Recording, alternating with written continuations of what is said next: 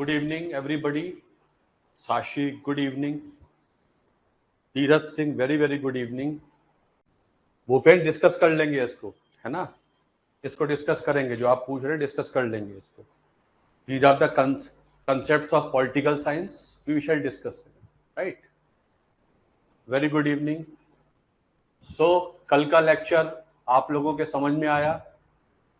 जो छोटी छोटी बातें मैंने बताई वो आपको समझ में आई?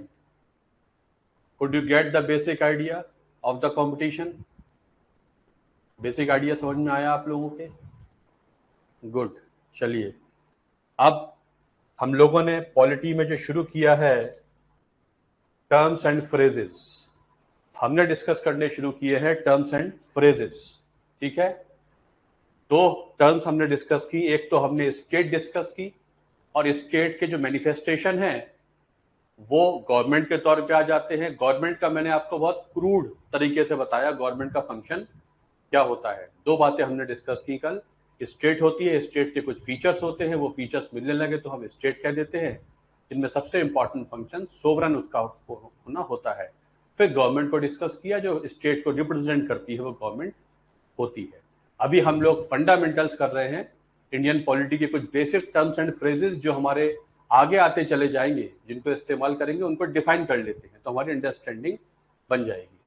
तो दो डिस्कस हो गई। अब डिस्कस करते हैं। हमने कहा कि स्टेट होती है और स्टेट को रिप्रेजेंट गवर्नमेंट करती है, और गवर्नमेंट के पास पॉलिसी मेकिंग की पावर है।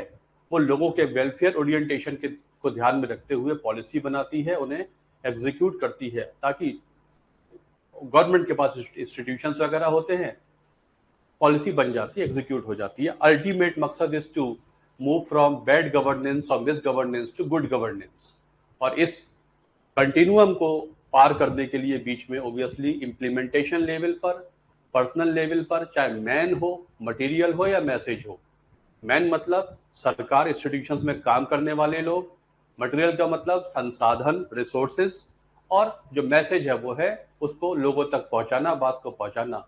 इनमें कुछ ना कुछ 19-20 का फर्क रहता है। उनके लिए इंस्टीट्यूशंस होते हैं, वो उनको रिजॉल्व करते हैं। गुड गवर्नेंस की तरफ हमेशा ही हर सरकार कोशिश करती रहती है। अब इतनी बात हो गई। अब बात होती है कि ये सारी की सारी चीजें होती किस चीज के तहत है, ये सारी की सारी चीजें किस चीज के तहत होती हैं? तो होता है एक कॉन्स्टिट्यूशन, होता है एक संविधान। क्यों होता है संविधान? क्यों होना चाहिए संविधान? क्यों इंपॉर्टेंट होता है संविधान? जब भी कोई ऑर्गेनाइजेशन होता है, वो काम करता है, अगर वहां पर कुछ रूल्स निर्धारित ना किए जाएं तो वहां पर काम नहीं हो सकता। इसलिए बहुत सिंपल शब्दों में समझे, किसी ऑर्गेनाइजेशन को ऑर्डरली तरीके से चलाने के लिए जो हम नियम बना लेते हैं उसको हम रूल्स रेगुलेशंस या उस पर्टिकुलर एंटिटी का कॉन्स्टिट्यूशन कह देते हैं। जब हम कंट्री के संदर्भ में बात करते हैं तो हमारे पास जो सबसे इंपॉर्टेंट डॉक्यूमेंट होता है कंपनी, जो कंट्री है हमारा, वो ऑर्डरली वे में चले, गुड गवर्नेंस की तरफ चले, उसको रेगुलेट करने के लिए जो हमारे पास डॉक्यूमेंट होता है उसे कहते हैं कॉन्स्टिट्यूशन। तो constitution basically is the most basic law of the land. Constitution is the most basic law of the land. जो सबसे इंपॉर्टेंट लॉ होता है संविधान देश का, वो कहलाता है कॉन्स्टिट्यूशन। मैंने क्या लिखा? Fundamental law of the land. ये सबसे फंडामेंटल लॉ होता है। इसी के तहत ये जो बेसिक पॉलिसी है देश की, जो बेसिक पॉलिसी है वो हम संविधान में दिखा देते हैं। Fundamental law of the land होता है। अब ऑब्वियसली मोटे मोटे तौर पे सोचें तो constitution is the readymade solution to the problems which may occur. बनाने वालों ने ये सोचा, हम एक संस्था चलाने जा रहे हैं, हम सिस्टम चलाने जा रहे हैं, हमने सिस्टम को रेगुलेट करने के लिए, इसकी प्रॉब्लम्स को रिस्पॉन्ड करने के लिए पहले से कुछ नियम बना लेते हैं। क्या क्या हो सकता है हम एंटिसिपेट कर लेते हैं। इस एंटिसिपेशन को करते हुए हमने बिफोर हैंड बहुत सारे नियम बना के रख दिए कि जब भी ये प्रॉब्लम है इसका ये आंसर है, ये प्रॉब्लम है इसका ये आंसर है, ये प्रॉब्लम है इसका ये आंसर है। लेकिन प्रॉब्लम्स समय के हिसाब से बदलती हैं, प्रॉब्लम्स कॉम्प्लिकेटेड होती है, प्रॉब्लम्स बहुत होती हैं। इसलिए सभी प्रॉब्लम्स का सॉल्यूशन तो कॉन्स्टिट्यूशन में नहीं दिया जा सकता। हम ये कह सकते हैं कि हमारा जो बेसिक वैल्यू सिस्टम है, जो हमारी बेसिक पॉलिसी है, वो ये है, और आने वाली प्रॉब्लम्स को रेगुलेट करने के लिए आप बेसिक पॉलिसी को फॉलो करते जाइए। मैंने ये कह दिया कि भाई हमारा अल्टीमेट ऑब्जेक्टिव है कि India is a peace loving country. हमने कह दिया, हम ये मानते हैं India is a peace loving country. अब India is a peace loving country हमारी बेसिक पॉलिसी हो गई। अब इस बेसिक पॉलिसी को क्रियान्वित करने के लिए, एग्जीक्यूट करने के लिए हम फर्दर नियम बना लेंगे, ताकि हम ये दिखा पाए कि हमारी बेसिक पॉलिसी से निकलते हैं नियम। जैसे मैंने ये कह दिया, India is a peace loving country, शांति स्थापित करना चाहता है, इसलिए ना तो रशिया यूक्रेन वॉर में इंडिया इधर है, ना ही इंडिया इधर है, और इंडिया ये बोलता है कि वार्ताओं से चीजें सुलझ सकती हैं, war is not the solution in this particular age. Bharat सरकार ने कह दिया वॉर सॉल्यूशन नहीं होता है इस एज में। ये हमारा क्या है, एक मैनिफेस्टेशन है फॉरेन पॉलिसी का। या हमने कह दिया कि हम न्यूक्लियर पावर तो बनाएंगे लेकिन पहले इस्तेमाल नहीं करेंगे। No first use policy is what, no first use rule is what, manifestation of the basic policy that India is a peace loving country. तो हम एक बेसिक फंडामेंटल लॉ बना लेते हैं, और बेसिक फंडामेंटल लॉ को कहते हैं कॉन्स्टिट्यूशन। अब मैंने आपको बताया constitution is not the direct solution to all the problems, and problems keep on changing, उनका नेचर चेंज होता है, नई नई प्रॉब्लम्स निकल के आती हैं। ऐसे में फिर कॉन्स्टिट्यूशन ये अलाउ करता है, मैं ये तो बताता हूं कि मेरी बेसिक पॉलिसी ये है, लेकिन मैं आपको अलाउ कर रहा हूं कि आप इस पे और फर्दर चीजें बना सकते हैं। तो ये जो लॉ ऑफ द लैंड होता है, इसमें फिर फर्दर आप देखते हैं तो कुछ और लॉज आ जाते हैं, जैसे स्टैट्यूटरी लॉज। अब ये चीजें सब समझ में आ जाएंगी। स्टैट्यूटरी लॉज क्या होते हैं? संविधान ने कहा कि हुआ करेगी एक पार्लियामेंट, संविधान ने कहा हुआ करेगी एक पार्लियामेंट। मैंने बहुत सी बातें तो आपको बता दी हैं, फिर भी आपको लगे कि कुछ चीज और रह गई है, तो आप उसके लिए लॉ बना लीजिए। तो वो लॉ जो पार्लियामेंट बना देती है वो कहलाते हैं statutory law. For example right to information act. Right to information act कैसा है? ये लॉ है ना। मनरेगा ये क्या है? ये एक लॉ है। ये क्या है? ये स्टैट्यूटरी लॉज हैं। ये कॉन्स्टिट्यूशन में मेंशन नहीं है, बट ये हमने कॉन्स्टिट्यूशन की पावर का इस्तेमाल करते हुए हमने कुछ चीजों को एड्रेस कर दिया जो कॉन्स्टिट्यूशन में एड्रेस्ड नहीं है। कॉन्स्टिट्यूशन में तो ये लिखा हुआ है आर्टिकल 41 में कि जहां तक हो सके सरकार अपने संसाधन देखते हुए जहां तक हो सके लोगों को रोजगार दे दे। रोजगार देने की बात की, सरकार ने देखा कि ठीक है हम रोजगार दे सकते हैं, तो सरकार ने क्या किया, Mahatma Gandhi national rural employment guarantee act बना दिया, कानून बना दिया। तो जो इस पर्टिकुलर कॉन्स्टिट्यूशन है, इसको समझते हुए हमने गैप्स को सप्लीमेंट करने के लिए कुछ और डेफिनेशंस ले ली। जैसे कि एक हो गया स्टैट्यूटरी लॉ, ये पार्लियामेंट बना देती है, ये भी काम आते हैं देश को रेगुलेट करने के लिए। ये संविधान के सपोर्ट में खड़े हो रहे हैं, ठीक है। इनका संविधान का संबंध क्या है अभी बता दूंगा आपको। स्टैट्यूटरी लॉ हो जाता है, साथ साथ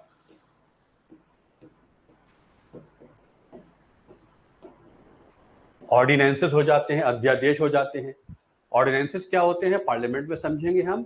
शॉर्ट में ऐसे समझ लेते हैं, लॉ बनाने का काम तो पार्लियामेंट का है, लॉ बनाने का काम संसद का है, लेकिन जब संसद ना बैठी हुई हो, जो लॉ बनाने वाले ना बैठे हों, तो उनकी जगह पर जब सरकार लॉ बना देती है उसे अध्यादेश कहते हैं। तो एक तो हो गया स्टैट्यूटरी लॉ, बाकायदा पार्लियामेंट ने पास किया है। जब सुप्रीम कोर्ट का जजमेंट आया कि दिल्ली सरकार में जो सिविल सर्विसेज के जो ऑफिसर्स हैं वो दिल्ली सरकार के तहत काम करेंगे, तो सरकार ने तुरंत एक उसके लिए अध्यादेश जारी कर दिया। उस समय पार्लियामेंट बैठी हुई नहीं थी, तुरंत उनके लिए अध्यादेश जारी कर दिया। तो अध्यादेश भी जैसे कानून होता है। तो संविधान को सपोर्ट करने के लिए पहला इंस्ट्रूमेंट तो हो गया स्टैट्यूटरी लॉ, उससे भी हम रेगुलेट करते हैं, प्रॉब्लम्स को सॉल्व करते हैं।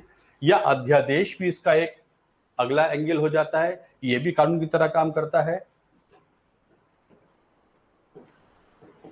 Judicial decisions, judicial decisions, supreme court के जजमेंट्स, वो भी ऐसे काम करते हैं जैसे कि कानून है। सुप्रीम कोर्ट का काम लॉ बनाना नहीं है, सुप्रीम कोर्ट लेजिस्लेटिव बॉडी नहीं है, बट सुप्रीम कोर्ट ये कहता है कि जहां जहां हमको गैप दिखेंगे हम आपको जरूर बोलेंगे कि यहां पर आप लॉ बना दीजिए, लेकिन हमको लगता है जरूरी है तो हम आपका वेट नहीं करेंगे, हम वहां पर खुद बता देंगे, और जब तक आप लॉ नहीं बनाएंगे तब तक हमारा आदेश ही, हमारा जजमेंट ही लॉ होगा। जैसे मार्च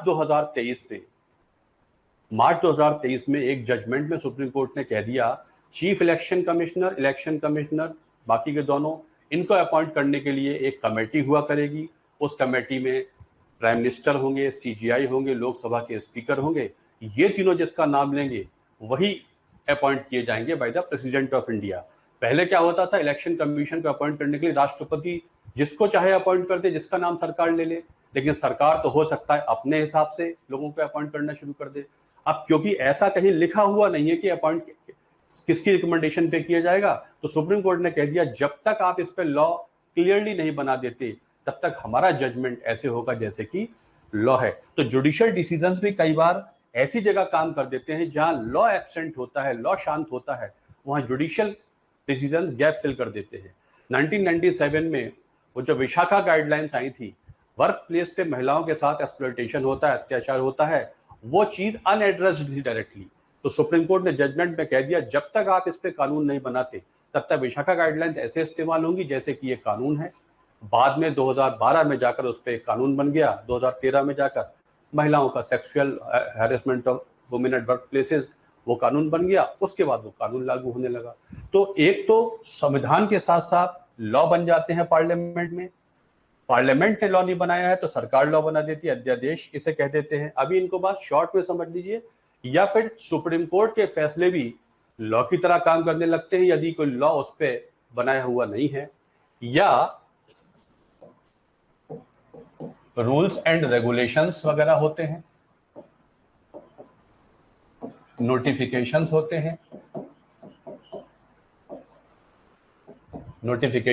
हैं। मान लीजिए नेशनल ग्रीन ट्रिब्यूनल बना दी गई, एनजीटी बना दी गई। अब एनजीटी ने प्लास्टिक पॉल्यूशन के रूल्स बना दिए। एनजीटी एक स्टैट्यूटरी बॉडी है, उसके लिए कानून पास कर दिया गया था, एक कानून पास किया, उसके तहत एनजीटी बन जाती है, नेशनल ग्रीन ट्रिब्यूनल। अब ये जो बॉडी है इसके पास अधिकार है कि ये बॉडी काम कैसे करेगी उसके लिए अपने नियम बना ले।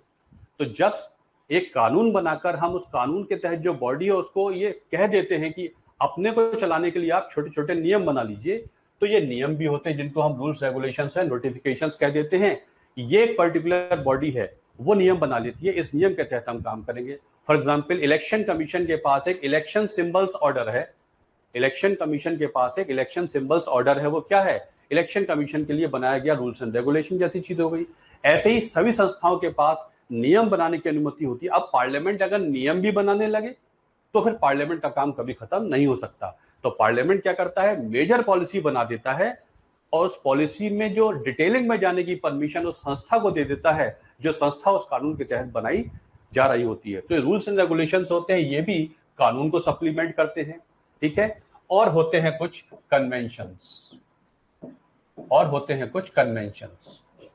कुछ परंपराएं होती हैं, कुछ परंपराएं वगैरह होती हैं, उनको कहते हैं कन्वेंशंस, ठीक है।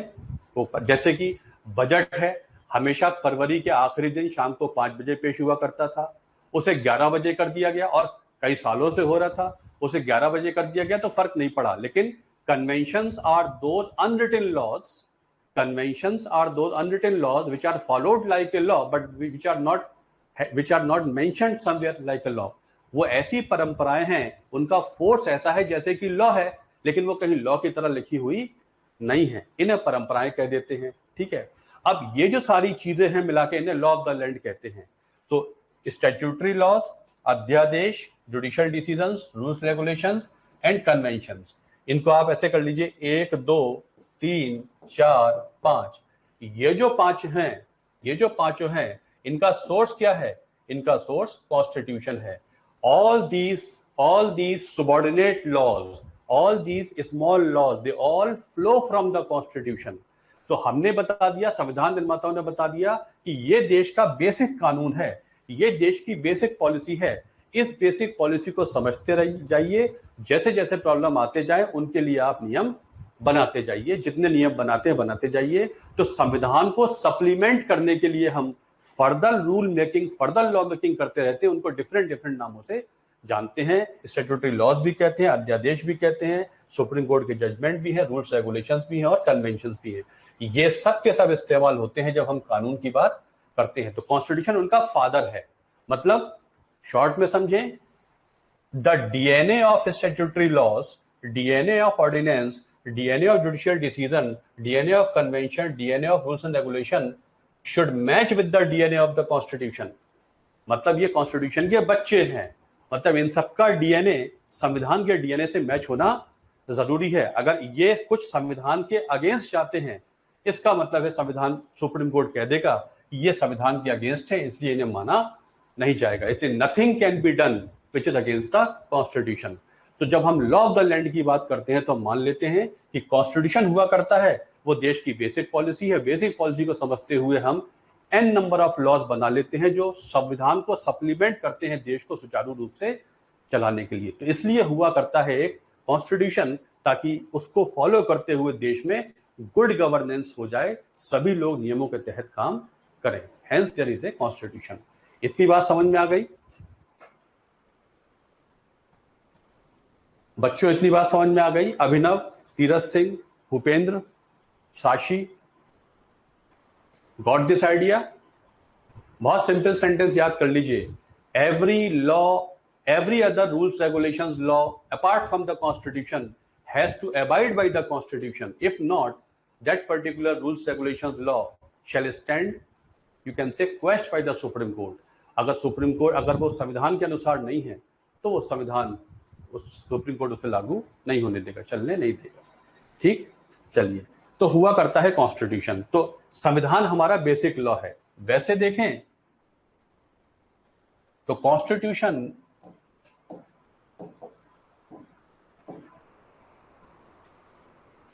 shows relationship between state and citizens and citizens and citizens। जो संविधान है वो बताता है क्या रिलेशनशिप है बिटवीन स्टेट एंड सिटीजन्स और क्या रिलेशनशिप है बिटवीन सिटीजन्स एंड सिटीजन। इनके बीच की जो रिलेशंस है उसको डिफाइन करता है। स्टेट के पास पावर्स एंड फंक्शंस होते हैं, सिटीजन्स के पास राइट्स होते हैं। स्टेट, शॉर्ट में समझे, स्टेट के पास पावर्स एंड फंक्शंस है, इनको करने के लिए कुछ पावर दी गई है और पावर का इस्तेमाल करेंगे, इनको काम बता दिए गए, आपको ये काम करने हैं। और सिटीजन्स के पास राइट्स होते हैं। इनके बीच का ये संबंध है, सिटीजन्स के राइट्स का संबंध, कैसे वो फुलफिल कराएंगे स्टेट से अपने अधिकारों को, इसका डिपिक्शन संविधान में हो जाता है। या नागरिक और नागरिक के बीच में कैसे कोऑर्डिनेशन होगा, इसका रिलेशन दे देते हैं। It basically describes all those institutions which are part of the governance, how would they fulfil the requirements of the citizens and what relation citizens will have with each other. एक दूसरे के साथ उनके क्या संबंध रहेंगे, ये बता देता है संविधान, मोटे मोटे तौर पे। समझ में आ गया? ठीक है। अब कॉन्स्टिट्यूशन एक तरफ तो डिफाइन करता है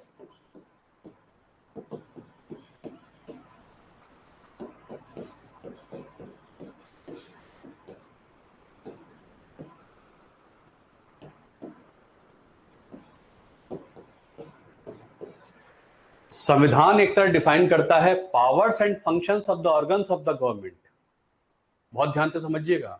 संविधान एक तरफ डिफाइन करता है powers and functions of the organs of the government. जितने गवर्नमेंट की एजेंसियां हैं, जितनी स्टेट की एजेंसियां हैं, उनके जो पावर्स एंड फंक्शंस, उनको डिफाइन करता है। क्लियर? लेकिन ये पावर्स और फंक्शंस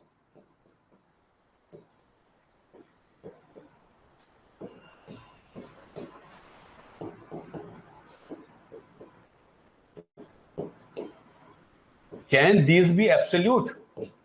ये जो पावर दी गई है सरकारी संस्थाओं को, ऑर्गन्स को जो पावर दी गई है, क्या ये एब्सोल्यूट हो सकती है? Can it be absolute? क्या संविधान इस नेचर का हो सकता है? अगर वो संविधान जिसका आइडिया लोगों का वेलफेयर है, वो संविधान जिसका आइडिया पीस है, क्या वो ऐसी संस्थाएं गठित कर सकता है, कंसीव कर सकता है जिसमें वो संस्थाओं को अनलिमिटेड पावर दे दे? ऐसा नहीं हो सकता। अगर ऐसा है तो वो संविधान पीस पे आधारित नहीं है, लोगों के वेलफेयर पे आधारित नहीं होता है।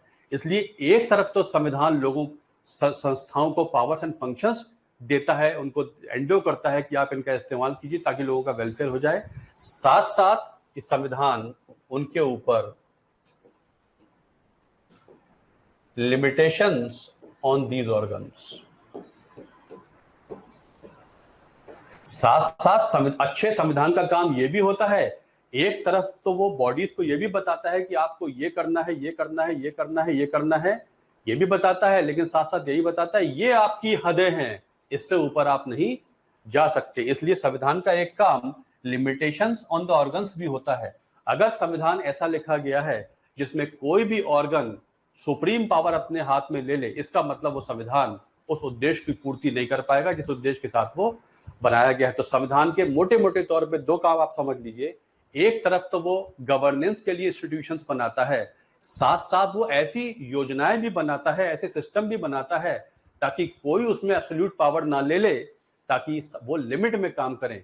अगर ऐसी ऑर्गन्स बना देंगे जिनमें जिसके पास अनलिमिटेड पावर हो जाएगी, इसका मतलब है फिर प्रॉब्लम होने वाली है। तो संविधान ये भी ध्यान रखता है कि मैं किसी को अनलिमिटेड पावर ना दे दूं। इसलिए संविधान always in different ways, different तरीके से संविधान बॉडी ऑर्गन्स के जो संविधान की जो बॉडी है, गवर्नमेंट की जो बॉडी है, उन ऑर्गन्स के ऊपर लिमिटेशंस भी डिफाइन करता है। फॉर एग्जांपल, लिमिटेशन का एक बहुत छोटा एग्जांपल बताता हूं आपको।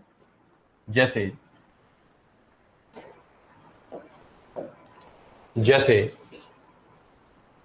The council of ministers is collectively responsible to Lok Sabha. Article 75 clause 3 में लिख दिया गया। अभी बस एग्जाम्पल के तौर पे समझिए, हम बहुत ध्यान से करें, विस्तार से करेंगे। संविधान के आर्टिकल 75 में लिखा हुआ है जो मंत्री परिषद है ये as a whole is answerable to people of India and people of India are represented in Lok Sabha. Lok Sabha लोगों द्वारा सीधा चुना हुआ हाउस है। इसका मतलब जो भारत सरकार है जिसका नाम काउंसिल ऑफ मिनिस्टर्स है, मंत्री परिषद है, मंत्री परिषद अपने कार्यों के लिए किसको आंसरेबल है? लोकसभा को है। इसका मतलब ये जो कलेक्टिव रिस्पॉन्सिबिलिटी है ये सरकार के ऊपर एक लिमिटेशन है। जब तक इस लिमिटेशन के तहत आप काम करेंगे, जब तक इस लिमिटेशन का ध्यान रखते हुए काम करेंगे, तब तक तो आप लोकसभा में सरकार बनाकर रह सकते हैं। जैसे ही आप इस लिमिट के बाहर जाएंगे, आप अपनी जवाबदेही पूरी नहीं कर पाएंगे, आप लिमिटेशन पूरी नहीं कर पाएंगे, लिमिटेशन से बाहर जाएंगे, वैसे ही संविधान ये अलाउ करता है कि आपको हटा दिया जाए। जब काउंसिल ऑफ मिनिस्टर इस लिमिटेशन के बाहर जाके काम करता है तो ऑपोजिशन ले आता है नो कॉन्फिडेंस मोशन। जब भी इस लिमिटेशन को सरकार तोड़ने की कोशिश करती है, इसका मतलब सरकार की जवाबदेही है लोगों के प्रति through Lok Sabha is what is a sort of limitation on the government. Whosoever is forming the government, they are bound by the article of the constitution whereby they have to fulfill their duty for whatever actions are they taking. They have to be accountable for that. जो भी actions उन्होंने लिए हैं उनसे प्रश्न पूछे जा सकते हैं और लोकसभा में एमपीज उनसे कह सकते हैं ये एक्शन आपने क्यों लिया, इसका लॉजिकल आंसर दीजिए। नहीं दे पाएंगे, इसका मतलब आप लिमिटेशन को फॉलो नहीं कर रहे हैं। मेरी बात समझ में आ गई? तो it is a sort of limitation. इसलिए संविधान में यहां वहां जहां तहां बहुत सारी लिमिटेशन लिखी हुई हैं। अगर लिमिटेशन के बिना संविधान बना, इसका मतलब वो संविधान सही नहीं है। अगर आप आर्मी को सारी पावर दे देंगे, हो सकता है आर्मी उन क्लॉजेस का इस्तेमाल करके सारी पावर अपने हाथ में ले ले, इसका मतलब ये संविधान सही संविधान नहीं है। इसलिए संविधान का एक और कार्य होता है कि संविधान लिमिटेड गवर्नमेंट बनाता है। So ultimately the purpose of the constitution is to establish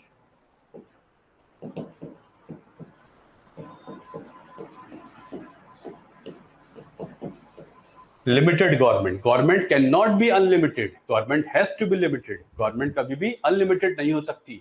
जब गवर्नमेंट अनलिमिटेड होगी, जब गवर्नमेंट अनलिमिटेड होगी तो फिर वो फोर्स का इस्तेमाल करेगी। जब गवर्नमेंट लिमिटेड होगी तो वो अथॉरिटी का इस्तेमाल करेगी। जब गवर्नमेंट अनलिमिटेड होगी तो वो फोर्स का इस्तेमाल करेगी। जब गवर्नमेंट लिमिटेड होगी तो वो अथॉरिटी का इस्तेमाल करेगी। अथॉरिटी के पास लीगल बैकिंग होती है। ये बात समझ में आ गई? Is the idea clear to you? Constitution क्यों होता है? धीरज सिंह, अनमोल आनंद, ये बात समझ में आ गई? ठीक है। इसलिए गवर्नमेंट का, संविधान का एक पर्पज ये भी होता है कि वो लिमिटेशन को भी इनहेरेंट करे ताकि सरकारें एब्सोल्यूट ना हो जाए। सो फार क्लियर? चलिए अब बात करते हैं, ये तो हो गया संविधान। अब बात करते हैं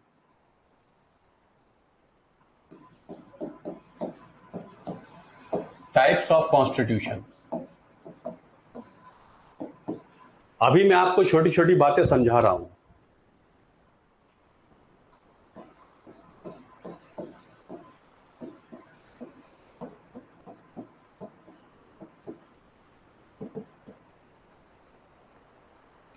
दो तरीके के संविधान होते हैं। संविधानों की क्वालिफिकेशन बहुत सारी होती हैं। एक वर्गीकरण के अनुसार, एक क्लासिफिकेशन के अनुसार, constitutions are of two types, written constitution and unwritten constitution. ये बहुत इंपॉर्टेंट कंसेप्ट है, इसे बहुत ध्यान से समझ लीजिए। संविधान के कई वर्गीकरण होते हैं। एक के अनुसार संविधान रिटन भी होता है और अनरिटन भी होता है। तो what is a written constitution? Abhinav बताइए, अनमोल बताइए। जब हम कहते हैं कि कॉन्स्टिट्यूशन रिटन है, इससे हम प्राइमा फेशी क्या समझते हैं और सब्सटेंटिवली क्या समझते हैं? मोटे मोटे तौर पे क्या दिखाई पड़ता है, क्या समझूं मैं इससे, या गहराई में जाऊं तो क्या समझूं इससे? What is written constitution?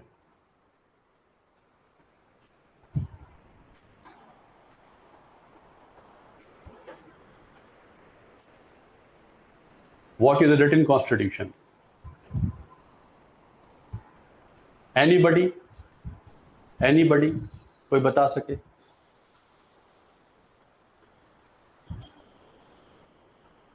देखिए,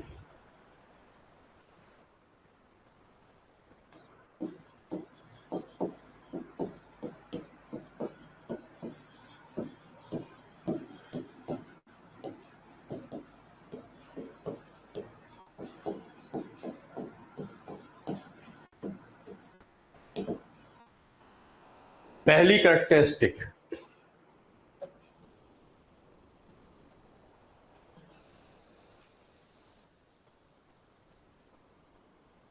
यस, गुड अभिनव, गुड, ठीक है, ठीक है, बिल्कुल सही अभिनव ने बताया। अनमोल ने उसका सतही मीनिंग ले लिया, मार्जिनल मीनिंग ले लिया कि कागजों पे लिखे हुए नियम है वो हमको फॉलो करने हैं। कुछ हद तक वो भी सही है। आप इसको समझते जाइए। सबसे पहला पॉइंट, जब हम बात करते हैं कि हमारा संविधान लिखित है, तो हम ये बोल रहे हैं कि सबसे पहले तो it is codified in the form of a single document. एक सिंगल दस्तावेज है, सिंगल बॉडी है, सिंगल बुक है। उसमें ब्लैक एंड व्हाइट में बाकायदा लिख दिए गए हैं रूल्स एंड रेगुलेशंस। अनमोल भी सही और अभिनव भी सही यहां तक कि it is codified in the form of a single document, codified by a body called constituent assembly। और जिस बॉडी, एक इसे बाकायदा बॉडी बैठ के बनाती है, एक बॉडी इस पे चर्चा करती है, विचार करती है, कलेक्टिव विजडम को लाकर उसमें दिखाने की कोशिश करती है। तो एक पर्टिकुलर संस्था इसे बनाती है, ठीक है। बनाकर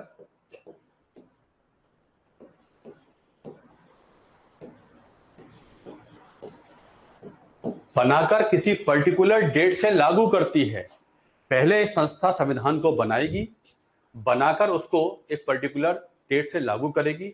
हमेशा इसको लागू किया जाता है, इनेक्ट किया जाता है एक पर्टिकुलर डेट से, हमेशा ये लागू किया जाता है इसको, ठीक है। एंड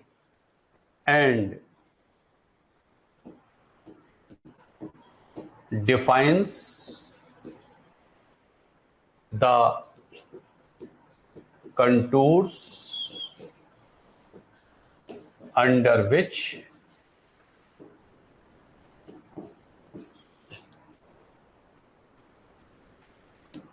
इट कैन बी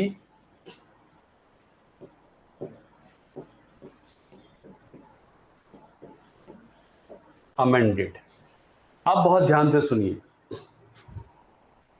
एक संस्था बैठी, भारत की संविधान सभा बैठी, भारत की संविधान सभा ने माथापच्ची की, 2-2.5 साल लगा दिए और सोच समझकर भारत की स्थिति को देखते हुए, भारत के इतिहास को देखते हुए, आने वाली पीढ़ियों को देखते हुए, लोगों की आकांक्षाओं को देखते हुए एक संविधान बना दिया और एक पर्टिकुलर डेट से उसको लागू कर दिया, एक सिंगल डॉक्यूमेंट में। ठीक है, ये सब बातें हल्की, और एक पर्टिकुलर डेट से लागू हो गया। ये सब छोटी छोटी बातें रिटन कॉन्स्टिट्यूशन की। सबसे बड़ी बात जो रिटन कॉन्स्टिट्यूशन की होती है, जो सबसे गहरी बात है, वो ये है कि जब भी हम बोलेंगे कि संविधान रिटन है, जब भी हम बोलेंगे कि संविधान रिटन है, तो हम ये समझेंगे कि वो संविधान हमको ये भी बता रहा है, रिटन संविधान अपने को हैंडल करने वालों को, वो जो संविधान है, उस संविधान ने जो बॉडीज क्रिएट की हैं, वो पार्लियामेंट है, एग्जीक्यूटिव है, सुप्रीम कोर्ट है, सीएजी है, जितनी बॉडीज हैं, संविधान अपने हैंडलर्स को ये बता रहा है कि आप मुझ में बदलाव तो कर सकते हैं, आप मुझ में बहुत सारे चेंज कर सकते हैं, मैं आपको परमिशन भी देता हूं चेंज करने की, लेकिन आप जब भी चेंज करेंगे मुझे, आप मेरी प्री डिफाइंड हदों में ही मुझे चेंज करेंगे। आप ऐसा नहीं कर सकते कुछ नया ले आए। तो जो मैंने बेसिक पॉलिसी बता दी है, उस बेसिक पॉलिसी के बाहर जाके मुझे आप कभी चेंज नहीं कर सकते। तो इसका मतलब रिटन कॉन्स्टिट्यूशन का एक इंप्लीकेशन ये होता है कि जब ये रिटन कॉन्स्टिट्यूशन ये नहीं कहता कि वो रिजिड है, एक बॉडी ने एक बार बैठ के लिख दिया, उसमें कभी बदलाव नहीं होगा, ऐसा नहीं कहते।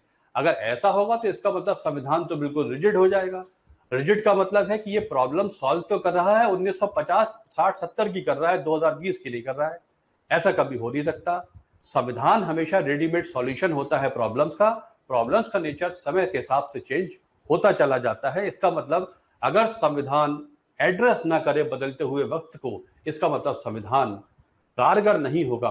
कभी कारगर रहेगा, कभी कारगर नहीं होगा। तो संविधान, अच्छा संविधान तो हमेशा डायनेमिक होता है, चलायमान होता है, अपने आप को जिंदा रखने के लिए बहुत फीकंड होता है, फर्टाइल होता है। कहता है मेरे अंदर हमेशा ही वो उपजाऊ भूमि है जिसपे आप कुछ आइडियाज फर्टाइल भूमि पर डाल सकते हो। लेकिन इतना मैं बता दूं कि जो मेरा बेसिक आइडिया है, मुझे जब भी बदलाव करोगे मेरे बेसिक आइडिया के अंदर करोगे। इसका मतलब सबसे इंपॉर्टेंट बात समझ में आई कि जो written constitution written constitution can be amended under the definition of written constitution. जब भी आप संविधान में चेंज लाएंगे, जो लिखा जा चुका है वैसा ही कुछ लिखा जा सकता है। जो लिखा जा चुका है उसी समझ से ही कुछ नया लिखा जा सकता है। इसे कहते हैं रिटन कॉन्स्टिट्यूशन। इतनी बात समझ में आ गई। रिटन कॉन्स्टिट्यूशन का मतलब है आर्टिकल 368 ऑफ द कॉन्स्टिट्यूशन ये कहता है पार्लियामेंट कैन अमेंड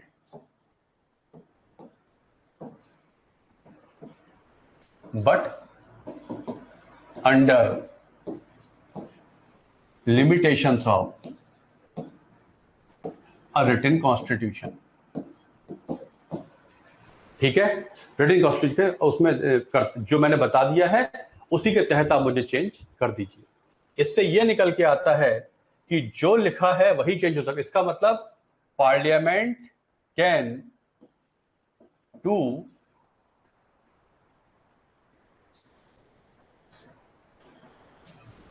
इसका मतलब parliament can rewrite the constitution. Article 368 ये परमिशन देता है पार्लियामेंट को कि parliament can rewrite the constitution but under the already implied essence of the constitution। अब ये बताइए, पार्लियामेंट वर्सेस कॉन्स्टिट्यूशन, जो मैंने ऊपर लिखा है इसका मतलब यह हुआ कि पार्लियामेंट संविधान को रीराइट तो कर सकता है, पार्लियामेंट संविधान को बदल सकता है, लेकिन जब भी बदलेगा तो जो संविधान का एसेंस है, निचोड़ है, उस निचोड़ के बाहर कभी नहीं बदल सकता। इसका मतलब अगर मैं आपसे ये, पार्लियामेंट के पास पूरी पावर है कि पार्लियामेंट संविधान को कई बार बदल दे, 100, 200, 300 बार बदल दे, लेकिन जब भी बदलेगा उसके पास एक एसेंस है, संविधान की सोच है, विचारधारा है, उस विचारधारा के बाद जाके संविधान को बदल नहीं सकता। इसका मतलब जब हम रिटन कॉन्स्टिट्यूशन की बात कर रहे हैं तो ये कह रहे हैं कि पार्लियामेंट के पास पावर तो है संविधान बदलने की, लेकिन पावर लिमिटेड है, अनलिमिटेड नहीं है। इसका मतलब जब भी रिटन कॉन्स्टिट्यूशन की बातें करते हैं तो कौन सुप्रीम होता है? Constitution is supreme. इसका मतलब रिटन कॉन्स्टिट्यूशन का जो अल्टीमेट ऑब्जेक्टिव हो गया, रिटन कॉन्स्टिट्यूशन का अल्टीमेट ऑब्जेक्टिव हो गया, इसका मतलब होता है संविधान सर्वोपरि है। संविधान सर्वोपरि है, पार्लियामेंट सर्वोपरि नहीं है। पार्लियामेंट सर्वोपरि होता तो पार्लियामेंट के पास पावर ज्यादा होती, वो संविधान को जैसे चाहता चेंज कर देता। लेकिन संविधान ने बोला हुआ है चेंज करने की अनुमति तो दे रहा हूं, लेकिन मेरी लिमिटेशंस के तहत ही मुझे चेंज कर सकते हो। इसका मतलब इन दोनों में से कौन सुप्रीम है? तो संविधान is supreme because parliament is the creation of the constitution. Parliament किसने बनाया? संविधान ने बनाया। इसलिए जब भी हम, अगर आपसे कोई पूछ ले कि रिटन कॉन्स्टिट्यूशन का अल्टीमेट मकसद क्या है, तो जैसे अभिनव ने बता दिया, जब भी रिटन कॉन्स्टिट्यूशन का इंप्लाइड मीनिंग है द कॉन्स्टिट्यूशन इज सुप्रीम। उस देश में कौन सुप्रीम है, कौन सर्वोपरि है? संविधान सर्वोपरि है। संविधान के ऊपर कुछ भी नहीं होता। All the organs in the political system, whether it is executive और पार्लियामेंट और supreme court, they are the creations of the constitution. उनको जो पावर मिलती है कहां से मिलती है? संविधान से मिलती है। तो पार्लियामेंट को संविधान चेंज करने की पावर किसने दी है? संविधान ने दी है। और यह भी बता दिया कि मुझको चेंज करने के लिए आपके पास ये लिमिट्स हैं, इन लिमिट्स के बाहर जाके मुझे चेंज नहीं कर सकते। ये लिमिट्स कहां लिखी हुई हैं? कहीं लिखी हुई नहीं है। इन लिमिट्स को बताया पार्लियामेंट ने, सुप्रीम कोर्ट ने केशवानंद भारती केस में। केशवानंद भारती केस 1973 में आया था। उसमें उसने बता दिया कि संविधान का एक मूलभूत ढांचा होता है।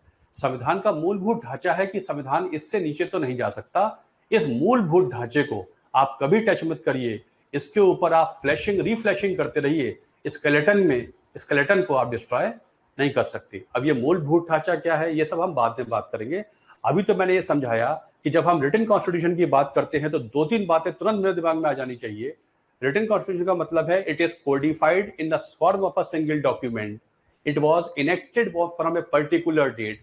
भारत की संविधान सभा ने इसे बनाकर 26 जनवरी 1950 से लागू कर दिया और सब बातें इसमें लिखी हुई हैं। साथ साथ ये भी बता दिया कि जब भी इसमें चेंज करने की परमिशन भी दे दी, रिजिड नहीं है, फ्लेक्सिबल है। और ये कह दिया मुझे चेंज करने के लिए मेरी आत्मा को मार नहीं सकते, मेरी आत्मा के हिसाब से मुझे चेंज करते रहो। मैं जिंदा दिल हूं, मैं डायनेमिक हूं, मैं फर्टाइल हूं, ऑर्गेनिक हूं। मेरी सोच पर नई सोच ला तो सकते हो, लेकिन वो नई सोच मेरी सोच जैसी होनी चाहिए। इसलिए हर जो नया करोगे उसका डीएनए मेरे डीएनए से मैच होना चाहिए। ये सिस्टम होता है रिटन कॉन्स्टिट्यूशन। रिटन कॉन्स्टिट्यूशन का अल्टीमेट मकसद है, वो जब भी जिस देश में रिटन कॉन्स्टिट्यूशन है, इसका मतलब उस देश में संविधान सर्वोपरि हुआ करता है। This is called a written constitution. मेरे ख्याल से बात समझ में आ गई। दुनिया के ज्यादातर संविधान रिटन कॉन्स्टिट्यूशन हुआ करते हैं। Most of the constitution in the world are written constitutions. इतनी बात समझ में आ गई। लेकिन एक होता है अनरिटन कॉन्स्टिट्यूशन।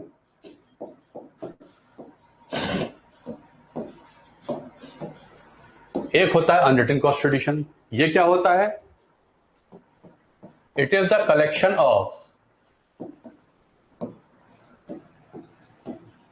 वेरियस लॉज,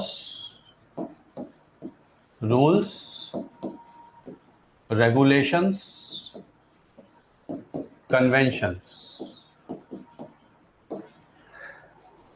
उस देश में जितनी परंपराएं चली आ रही हैं, जो नियम बने हुए हैं, जो कानून पार्लियामेंट पास करता रहता है, उन सबको मिला दें तो वो कहलाता है उस देश का संविधान। It is not in the form of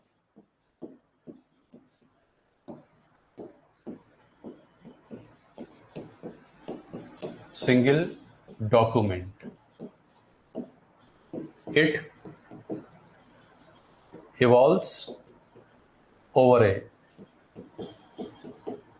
period of time। क्या मतलब?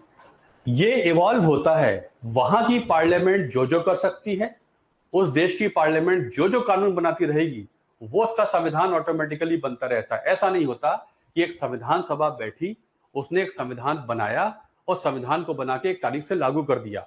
ऐसा नहीं होता। वहां क्या है? जो वहां की संसद कानून बनाती रहती है, उसके तहत जो नियम बनते रहते हैं, वहां की जो परंपराएं हैं, कस्टम्स हैं, उन सबको मिलाकर हम कहते हैं कि ये देश का संविधान है। ये किसी एक बुक के फॉर्म में नहीं है कि एक नया कानून बनाया इंग्लैंड ने और उसमें ऐड कर दिया तो वो एक बुक मोटी होती चली जाएगी, ऐसा नहीं है। Different different law different different जगह रखे हुए हैं, डिफरेंट डिफरेंट मुद्दों के लिए हैं, लेकिन इन सबको मिला के माना जाता है कि हमारा कॉन्स्टिट्यूशन है। तो जब भी हम अनरिटन, रिटन वाला भी रिटन ही होता है, ब्लैक एंड व्हाइट में लिखा हुआ होता है, ये भी फॉर्म होता है, लेकिन एक सिंगल बुक के फॉर्म में नहीं होता। Different different laws together are understood to be the constitution of the country. तो ये होता है रिटन कॉन्स्टिट्यूशन। इसका मतलब ये सारा काम कौन करता है? ये सारा काम करता है उस देश का पार्लियामेंट। उस देश की संसद जो जो सोचती रहती है, जो जो वो सोचती रहती है, उस पर जो कानून बनाती रहती है, उसे कहते हैं रिटन अनरिटन कॉन्स्टिट्यूशन। इसका मतलब यहां पर parliament versus constitution, parliament defines the constitution. उस देश की संसद डिफाइन करती है कॉन्स्टिट्यूशन। जो पार्लियामेंट कह देगी वो बन जाएगा उस देश का संविधान। इसका मतलब कौन सुप्रीम हुआ? इसका मतलब पार्लियामेंट सुप्रीम हुआ। इसका मतलब अनरिटन कॉन्स्टिट्यूशन में होती है हमेशा, अनरिटन कॉन्स्टिट्यूशन में होती है हमेशा पार्लियामेंट्री सुप्रीमेसी।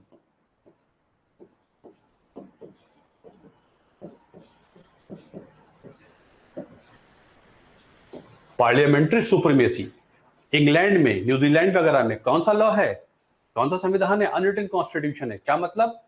जो वहां की संसद कह देगी वही संविधान का पार्ट बन जाएगा। एक सिंगल किताब नहीं है। मतलब इंग्लैंड में what ever parliament defines in England, for example, England, New Zealand have unwritten constitution. So in the system of England, whatever the Parliament of England defines becomes the constitution. In the system of England, England के system में जो वहां की संसद कह देगी वही बन जाएगा संविधान। तो कौन सुप्रीम हुआ? किसके पास पावर ज्यादा है? पार्लियामेंट के पास पावर ज्यादा है। जो पार्लियामेंट पास कर देगा कानून वही उनके संविधान का पार्ट हो जाता है। तो in this system whatever parliament defines becomes the constitution.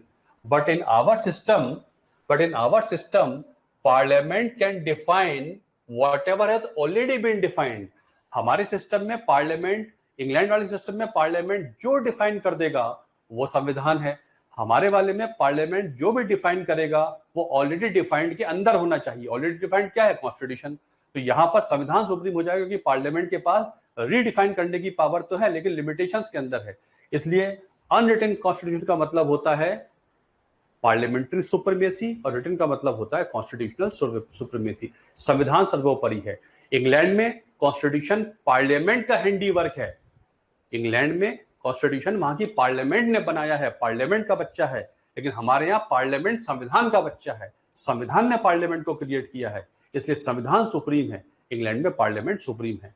तो एक क्लासिफिकेशन के अनुसार संविधान दो तरीके के होते हैं, एक रिटन होता है, एक अनरिटन होता है। रिटन अनरिटन समझ में आ गया बच्चों? रिटन अनरिटन समझ में आ गया? अनमोल, अभिनव, साशी, एवरीबडी?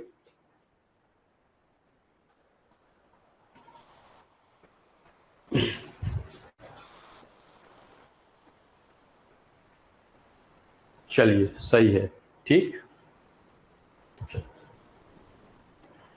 तो एक हो गया कॉन्स्टिट्यूशन। अब आ जाते हैं एक और कंसेप्ट,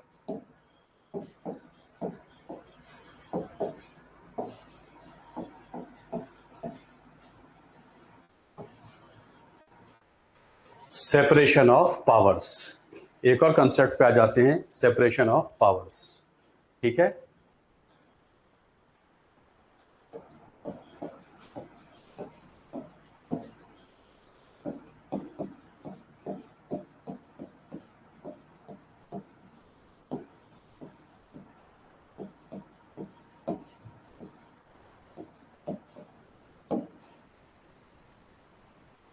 फ्रांस का एक किंग हुआ करता था, Louis 14।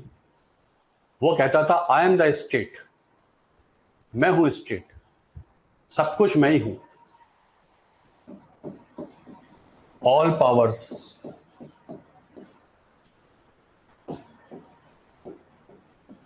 Emerge from me.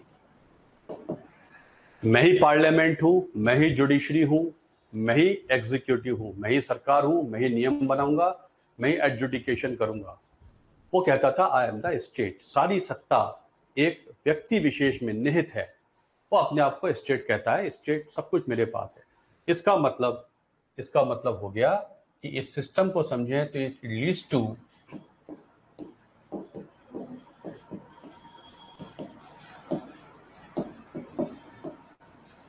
Concentration of powers. इसका मतलब अगर एक ही व्यक्ति में सारी पावर समाहित हो जाएं, एक ही व्यक्ति में, एक ही संस्था में सारी पावर समाहित हो जाएं, तो इसका मतलब हो जाएगा कंसंट्रेशन ऑफ पावर्स। और कंसंट्रेशन ऑफ पावर का मतलब है देयर इज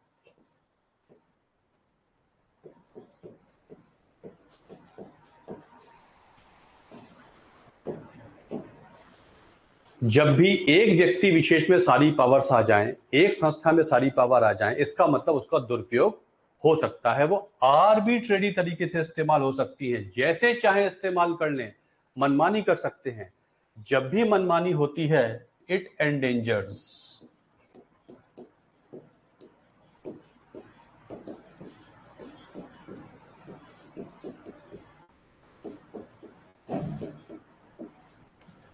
जब भी किसी संस्था को मनमानी करने की अनुमति दे दी जाए, इसका मतलब अल्टीमेटली पावर का दुरुपयोग होगा, और दुरुपयोग होगा तो लोगों की जो लिबर्टीज होती हैं वो हमेशा एंडेंजर हो जाएंगी। इसलिए सत्ता एक संस्था विशेष, व्यक्ति विशेष में जब तक रहेगी तब तक उसका दुरुपयोग होता रहेगा, और चांसेस ज्यादा हैं जब भी ऐसा होगा तब तक लोगों के फ्रीडम और लिबर्टी वो हमेशा डिस्ट्रॉय होते रहेंगे, लिबर्टीज डिस्ट्रॉय होती रहेंगी, एंडेंजर होती रहेंगी, उनको सप्रेशन होता रहेगा। और जब लिबर्टी सप्रेस हो जाएगी, इसका मतलब उस देश में गुड गवर्नेंस नहीं है।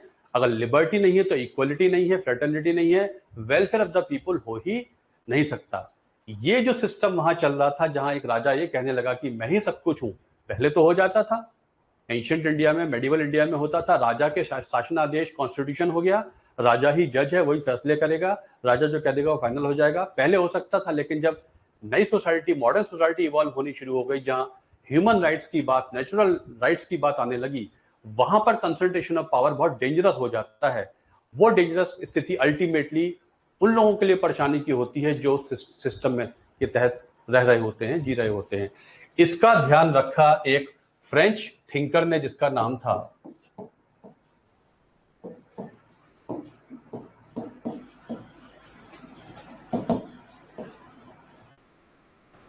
एटीन सेंचुरी के आसपास होता है एक फ्रेंच थिंकर मॉन्टेस्क्यू।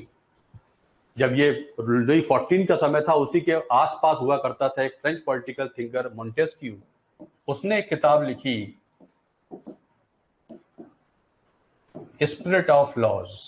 एक किताब लिख देता है स्पिरिट ऑफ लॉज, और उसमें वो कहता है कि पावर का सेपरेशन होना बहुत जरूरी है। अगर पावर कंसंट्रेट होगी तो इसका मतलब पावर का आर्बिट्रेरी यूज होगा, मनमाना यूज होगा, तो पावर, लोगों के अधिकार हमेशा जाते हैं। तो उसने इस थ्योरी को कंसीव किया जिसका नाम था मॉन्टेस्क्यू, 18 सेंचुरी के आसपास। किताब का नाम spirit of laws. As per Montesquieu there are 3 organs in the political system. उसने कहा सेपरेशन ऑफ पावर की थ्योरी के अनुसार 3 ऑर्गन्स होते हैं पॉलिटिकल सिस्टम में। एक होता है एग्जीक्यूटिव, एक होता है लेजिस्लेचर, एक होता है जुडिशरी। एक होता है एग्जीक्यूटिव, एक होता है लेजिस्लेचर, एक होता है जुडिशरी। 3 ऑर्गन हुआ करते हैं। एग्जीक्यूटिव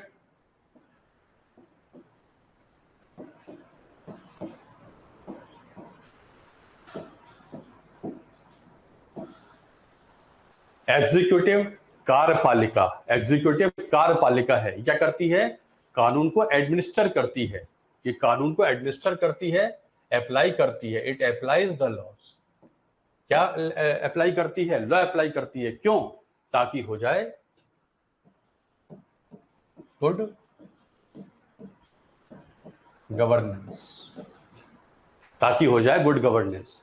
तो एक होता है एग्जीक्यूटिव कार्यपालिका, वो कानून को अप्लाई करती है, रूल्स रेगुलेशंस को अप्लाई करती है, ताकि अल्टीमेटली हो जाए लोगों का वेलफेयर, गुड गवर्नेंस।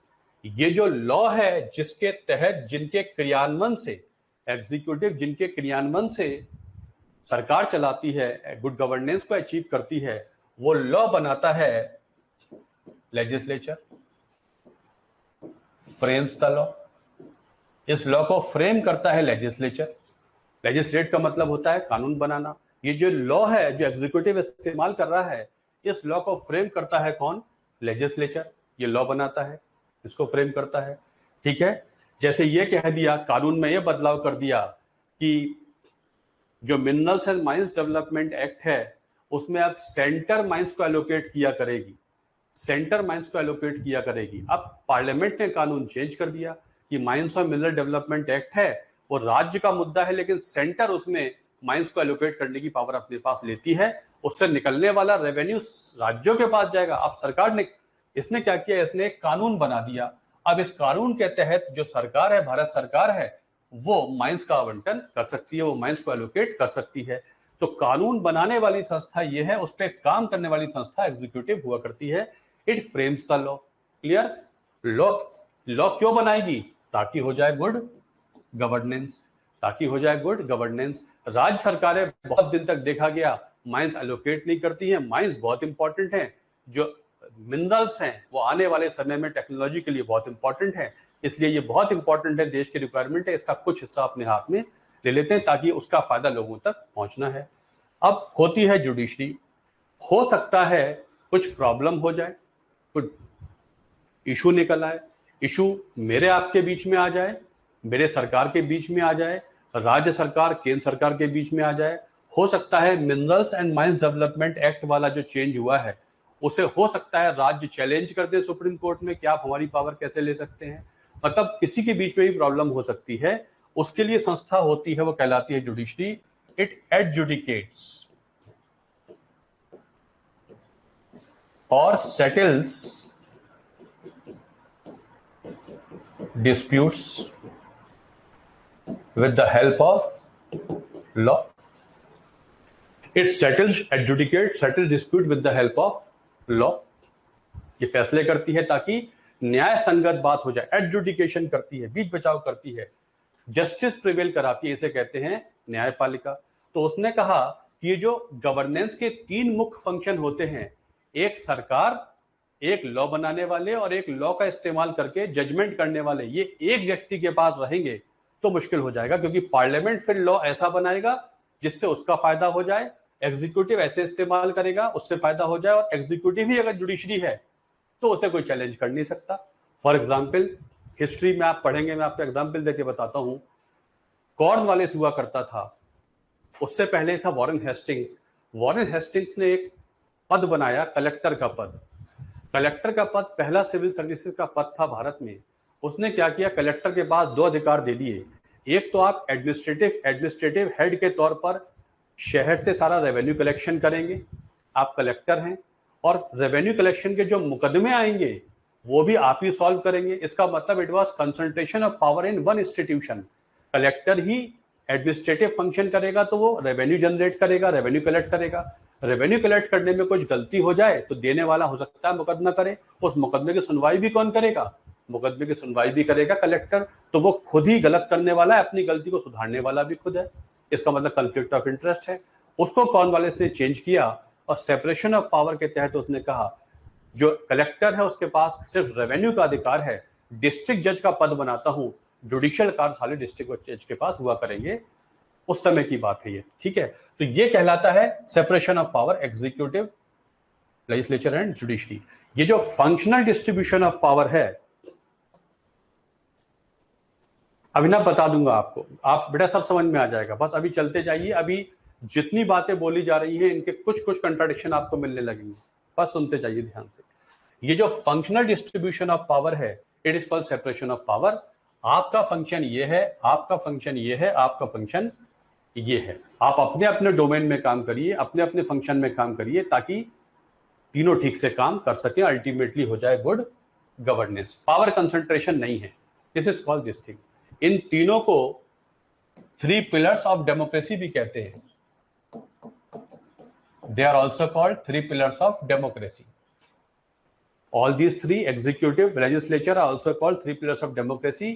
और प्रेस को मान लेते हैं हम fourth pillar of democracy. Press को मान लिया जाता है, प्रेस को मान लेते हैं, press is the fourth pillar of democracy. इन तीनों को कहते हैं the three pillar of democracy. अगर हम वैसे देखें तो सेंटर में जाएं तो central government is central executive. Bharat सरकार सेंट्रल एग्जीक्यूटिव है. भारत की संसद सेंट्रल लेजिस्लेचर है, पार्लियामेंट ऑफ इंडिया. और सुप्रीम कोर्ट हो जाता है central judiciary, that is judiciary. State level पे चले जाएं, state government is state executive. State legislature law बनाती है अपने राज्य के लिए अपनी स्टेट लिस्ट पर. और हाई कोर्ट, डिस्ट्रिक्ट कोर्ट्स आ जाते हैं स्टेट जुडिशरी में. तो सेपरेशन ऑफ पावर्स कम से कम दो स्तर पर तो दिखाई पड़ता है, तीसरे पे भी हुआ करता है, बाद में बात करेंगे. ये कहलाता है सेपरेशन ऑफ पावर्स. इतनी बात समझ में आ गई. So separation of powers prevents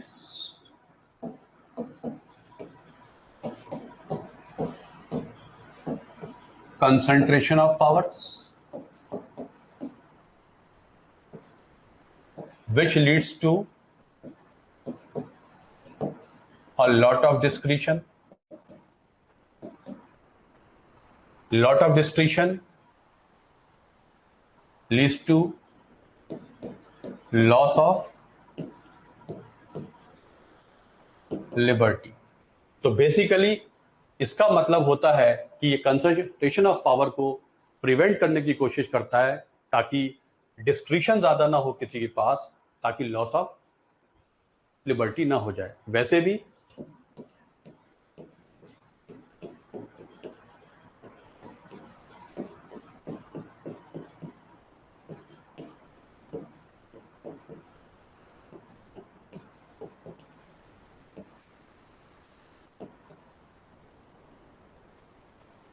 भी करप्शन का मतलब होता है डिस्क्रिशन, और उसमें से अगर जवाबदेही निकाल दी जाए तो करप्शन हो जाएगा.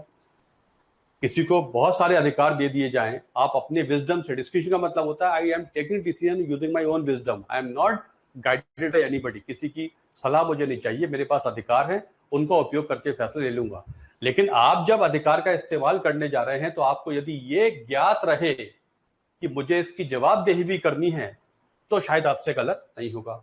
लेकिन डिस्क्रिशन से जब अकाउंटेबिलिटी निकल जाएगी तो वो अल्टीमेटली रॉन्ग डिसीजन या करप्शन की ओर ले जाएगा. इसलिए बहुत इंपॉर्टेंट एलिमेंट होता है अकाउंटेबिलिटी. इसका मतलब यह है कि एसओपी ऑल्सो एस्टेब्लिशेस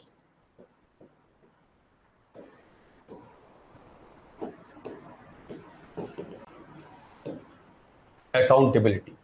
ये जवाबदेही की तरफ भी काम करती है. सिर्फ इसका मतलब ये नहीं है आप अपने अपने डोमेन में काम करिए, इसका मतलब है अपने डोमेन में सही काम कीजिए. एसओपी का मतलब सिर्फ अपने डोमेन में काम करना भर नहीं है, अपने डोमेन में सही काम भी कीजिए. ये अगला मकसद होता है सेपरेशन ऑफ पावर्स का. इसका मतलब इसके तहत ऐसा भी हो सकता है कि आप यदि अपने डोमेन में ठीक काम नहीं कर रहे हैं तो आपके ऊपर अकाउंटेबिलिटी फुलफिल ना करने का चार्ज लग सकता है. तो पहला मकसद हो गया, it stops concentration of power. Second, it leads to extraction of accountability on the part of the organs. वो जो तीन organs हैं उनके part पे हमको जवाबदेही चाहिए है, तभी तो दिया है सेपरेशन ऑफ पावर. आप अपना काम कीजिए, अब अपना काम कीजिए, अपना काम कीजिए, और अपना काम कीजिए नहीं, अपना काम सही कीजिए. सही करना भी जरूरी है. डिसीजन लेना भर सही नहीं है, सही फैसला सही बॉडी से आना चाहिए. इस सेपरेशन ऑफ पावर, राइट? समझ में आया? इसका मतलब right decision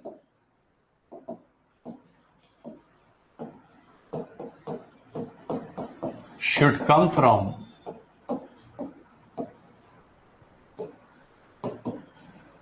right organ. Right decision should come from right organ. सिर्फ ये नहीं है कि आप फैसला दीजिए, फैसला सही है वो बात अलग है, फैसला उस बॉडी से आए जिसका वो फैसला देना काम है. For example, supreme court deciding committee for appointment of CEC and EC is in contradiction to doctrine of separation of powers, executive and legislature. Appointment करना किसका काम है? एग्जीक्यूटिव का। सरकार के तहत जितने ऑर्गन्स काम करते हैं उनको कौन अपॉइंट करता है? सरकार अपॉइंट करती है। लेकिन सरकार को अपॉइंट करने के आदेश कौन दे रहा है? सुप्रीम कोर्ट दे रहा है। इसका मतलब सरकार सुप्रीम कोर्ट सरकार के डोमेन में एनक्रोचमेंट कर रहा है। ये सिस्टम बनाना किसका काम है? अपॉइंटमेंट कैसे होगा? ये काम लॉ बनाने वालों का है, पार्लियामेंट बनाने वालों का काम है। पार्लियामेंट बनाएगा इस काम को करेगा।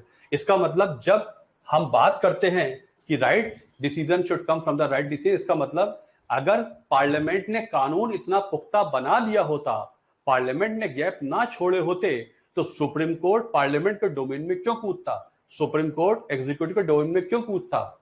इसलिए इसका एक मतलब यह भी है कि सही फैसला आना, ये फैसला सही है कि election commissioners conflict of interest उसमें ना आए, वो फियर ऑफ फेवर से अलग होकर काम करें। इसलिए उनको अपॉइंट करने के लिए कमेटी होनी चाहिए। ये फैसला सही है, लेकिन फैसला सही बॉडी से नहीं आया है। ये फैसला अगर पार्लियामेंट ने लॉ में चेंज कर दिया होता या सरकार ने ठीक किया होता तो फैसला सही होता। लेकिन अगर ऐसा नहीं करेंगे तो अकाउंटेबिलिटी फंक्शन कैसे फुलफिल होगा? तो इनको अकाउंटेबल बनाने के लिए सुप्रीम कोर्ट ने हस्तक्षेप करना शुरू किया। सुप्रीम कोर्ट ने कहा कि आपको अकाउंटेबल होना पड़ेगा, आप जिनको अपॉइंट कर रहे हैं वो सही लोग हों, ये देखना हमारा काम है, संविधान ठीक से फॉलो हो, ये देखना हमारा काम है। इसलिए जब सेपरेशन ऑफ पावर की बात करते हैं तो इसका मतलब इसका ये भी होता है, it also works on the principle of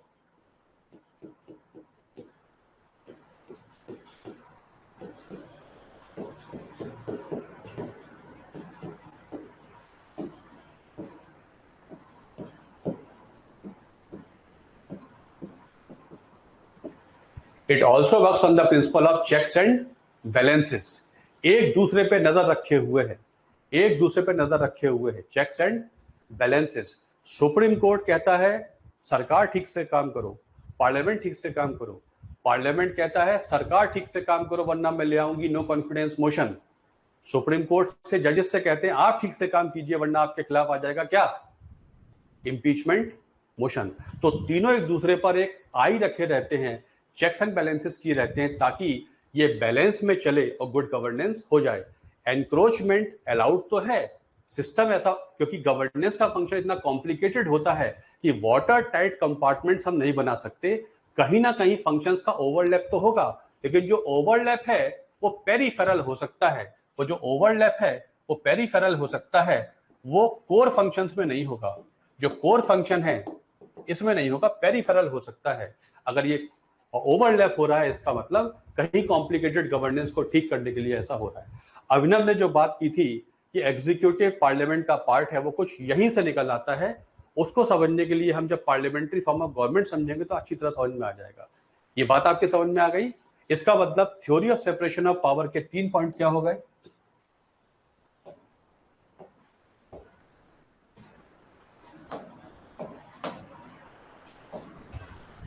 It prevents concentration of power, thereby it protects liberty of the people. Because it prevents concentration of power. Second thing, it establishes the system of accountability. हर संस्था को अपने domain में काम करना है और जवाबदेही के साथ करना है, वरना एक संस्था दूसरी संस्था से जवाबदेही ले लेगी। ये भी सेपरेशन ऑफ पावर से ही डायरेक्टली निकलता है। तीसरा, इट राइट फैसला राइट ऑर्गन द्वारा लेना चाहिए, ऐसा ये एज्यूम करता है, ऐसा इसका मानना है। अगर जिस बॉडी के लिए जो काम दिया गया है अगर वो ठीक से करती रहेगी तो इनके बीच में कॉन्फ्लिक्ट नहीं आएगी। ठीक है। और it works on the principle of checks and balances. ये तीनों एक दूसरे के ऊपर चेक्स बैलेंसेस करते रहते हैं। This is called this separation of power. तो separation of power basically is a system of coordination, system of interference नहीं है, सिस्टम ऑफ कोऑर्डिनेशन है। ये तीनों कोऑर्डिनेशन में काम करते हैं ताकि सुचारू रूप से गवर्नेंस हो जाए। This is called separation of powers. Have you understood what is separation of powers?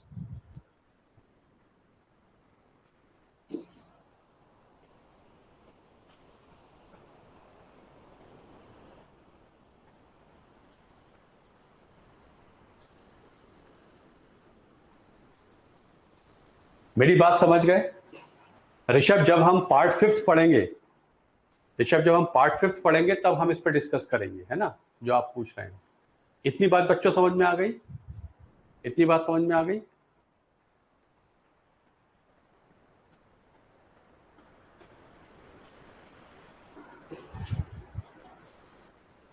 Separation of power समझ में आ गया?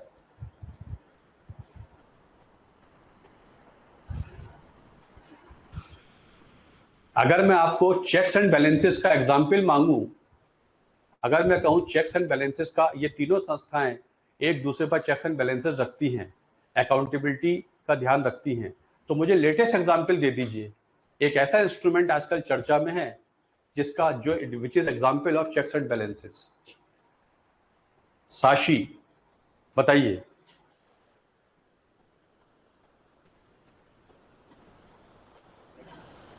साशी बताइए, चेक्स एंड बैलेंसेस का एग्जाम्पल दे दीजिए। अभिनव बताइए, तीरथ सिंह बताइए। वेरी गुड, अभिनव सिंह ने बता दिया। No confidence motion is nothing but, no confidence motion is the instrument of check by the legislature on the executive. Parliament ने, लोकसभा ने कहा हमें आपके कार्य में विश्वास नहीं है, इसलिए हम ले आते हैं no confidence motion. Executive is accountable to Lok Sabha. This is system of checks and balances, no confidence motion. Very good, ठीक। This is called separation of powers. ठीक है, मैं आपको ये चीजें इसलिए विस्तार से बता रहा हूं, ये सारी चीजें इसलिए विस्तार से बता रहा हूं कि आपके एग्जाम में ऐसे बहुत सारे क्वेश्चंस आते हैं, ऐसे बहुत सारे क्वेश्चंस आते हैं जो कंसेप्ट बेस्ड हुआ करते हैं, जहां आपको ऑप्शन सीधा साधा नहीं मिलेगा, ऑप्शन थोड़े से घुमावदार होते हैं, इसलिए इनको डेप्थ में डिस्कस करना बहुत जरूरी है, आपकी अंडरस्टैंडिंग बहुत जरूरी है। वरना सेपरेशन ऑफ पावर्स जो मैंने आपको बताया है, ये मेंस लेवल की हम डिस्कस करें तब इतना डिस्कस करने लगते हैं, वरना तो यही बता देते हैं कि एग्जीक्यूटिव, लेजिस्लेचर और जुडिशरी हुआ करता है, बट उसके इम्प्लीकेशंस भी मैंने आपको बताया, ताकि अगर प्लेस में टफ क्वेश्चन आ जाए, जैसा कि आ जाता है, तो you can solve them. Now एक और कंसेप्ट होता है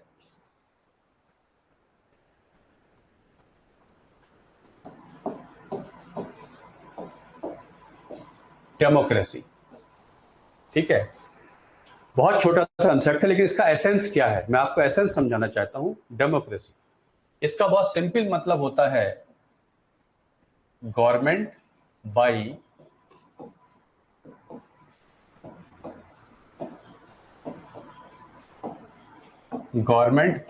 रिप्रेजेंटेटिव्स ऑफ पीपल। डेमोक्रेसी का मतलब बहुत सिंपल शब्दों में समझें, government by representatives of people, लोगों द्वारा चुने गए नुमाइंदों द्वारा जब सरकार चले, मतलब लोग अपने ऊपर रूल करने वालों को खुद चुने, that is called democracy in its simplest form. Simplest definition है वो इसकी, ये हो जाती है। ठीक है, एक बात होगी। अब अब्राहम लिंकन ने कहा democracy is a government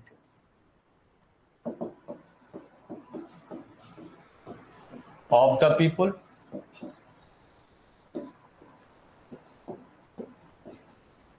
by the people,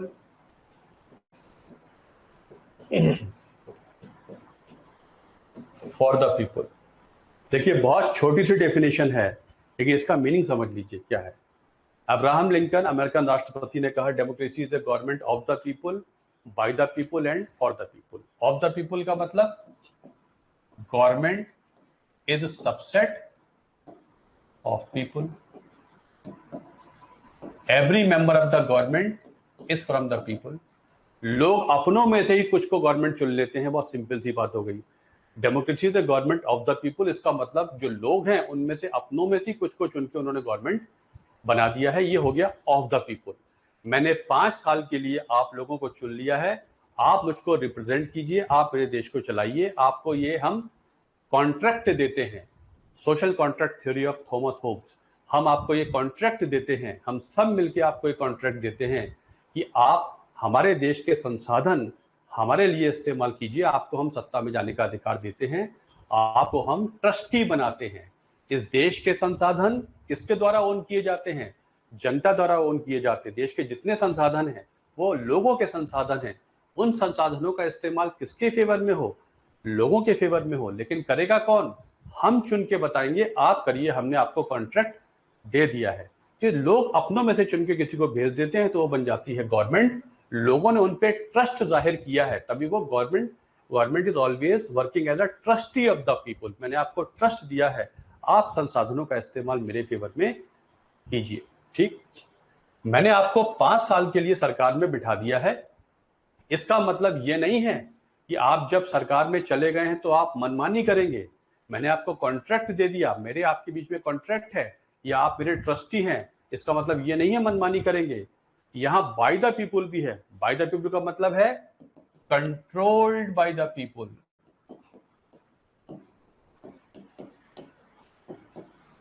bye asserting their rights। थोड़ा सा समझ जाइएगा, हल्के हल्के से, कहीं कहीं थोड़ा आपको लगेगा कि कॉम्प्लिकेटेड हो रहा है, लेकिन ये बहुत जरूरी है आपके एग्जाम के नेचर को देखते हुए। देखिए, यहां तो हमने 5 साल के लिए सरकार बना दी। 5 साल के लिए सरकार आपको बना दी तो हमने आपको लाइसेंस दे दिया है, रिस्पॉन्सिबिलिटी दी है। लाइसेंस दे दिया है, रिस्पॉन्सिबिलिटी दी है।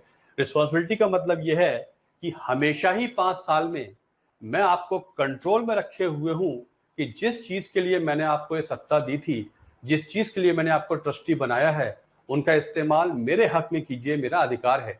इसलिए अपने अधिकारों का इस्तेमाल कर कर समय समय पर मैं सरकार को कंट्रोल में रखता हूं। इसका मतलब होता है by the people. Once elected, it does not mean that government can do anything for the next 5 years. Government always remain under the radar of the people, which people exercise by with the help of their chosen representatives. NCM क्या है? No confidence motion क्या है? NCM लोगों का अधिकार है कि वो सरकार से प्रश्न पूछे कि इस मुद्दे पर आपने क्या किया, इस मुद्दे पर आपने क्या किया। तो जब हम बाय द पीपल का मतलब करते हैं तो इसका मतलब होता है सरकार हमेशा लोगों के रडार में रहती है, सरकार हमेशा लोगों द्वारा कंट्रोल होती रहती है। कंट्रोल के इंस्ट्रूमेंट बहुत सारे होते हैं। डेली बेसिस पर क्वेश्चन आवर भी कंट्रोल है, मोशन भी कंट्रोल है, जीरो आवर भी कंट्रोल है। जितने भी इंस्ट्रूमेंट पार्लियामेंट वगैरह में इस्तेमाल होते हैं वो क्या है? सरकार के ऊपर जवाबदेही लेने के तरीके हैं। इसलिए सरकार में हमने आपको भेजा तो है, आप मेरे फेवर में काम कर रहे हैं नहीं कर रहे हैं, इसके लिए मैं आपको हमेशा कंट्रोल में रखूंगा। जिस दिन मुझे लगा आप मेरे फेवर में काम नहीं कर रहे हैं, आप ट्रस्ट को तोड़ रहे हैं, उस दिन मैं आपको सत्ता से हटा दूंगा। इसलिए democratic government is not an absolute type of government, it is an accountable type of government. By the people ये बताता है कि हमेशा सरकार लोगों के कंट्रोल में रहनी चाहिए, इसका मतलब है by the people. For the people का मतलब ऑब्वियसली हो जाता है कि सरकार हमेशा लोगों के वेलफेयर के लिए ही काम करेगी। ये होता है फॉर द पीपल। ये डेफिनेशन अब्राहम लिंकन ने दी थी। इसका ये एक्सप्लेनेशन कहीं एक पर्टिकुलर किताब में मैंने पढ़ा था, वो मैंने आपको बताया कि जो मुझे ठीक लगा कि यहाँ जो बाय द पीपल है वो बहुत इंपॉर्टेंट है। एक बार आ जाने का मतलब ये नहीं है कि 5 साल के लिए कुछ भी कर सकते हैं। हमेशा ही आपकी जवाबदेही है। जवाबदेही डेली है, पीरियोडिक है, और 5 साल में तो होनी है। 5 साल में तो आपसे जवाबदेही ले ही लूंगा। 5 साल में सरकार बताती है ना, हमने आपके लिए ये किया, अगर आप 5 साल ठीक से काम नहीं करेंगे तो मैं अगली बार आपको सत्ता में भेजूंगा नहीं। मैंने इस्तेमाल कर लिया by the people. This is called democracy. तो डेमोक्रेसी सिंपल लैंग्वेज में ये होती है, एसेंशियली डेमोक्रेसी ये होती है। ये तो बहुत छोटी सी बात हो गई। अब बात निकल के आती है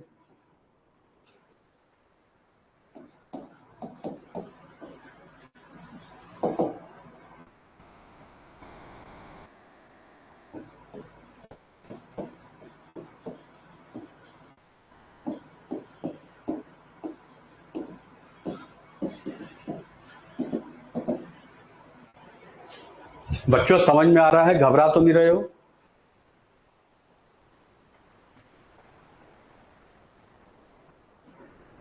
ऐसा तो नहीं हो रहा कुछ चीजें ज्यादा हो रही हो, समझ में ना आ रहा हो? आपके एग्जाम के लिए जरूरी है, इसलिए इतना जानना बहुत जरूरी है।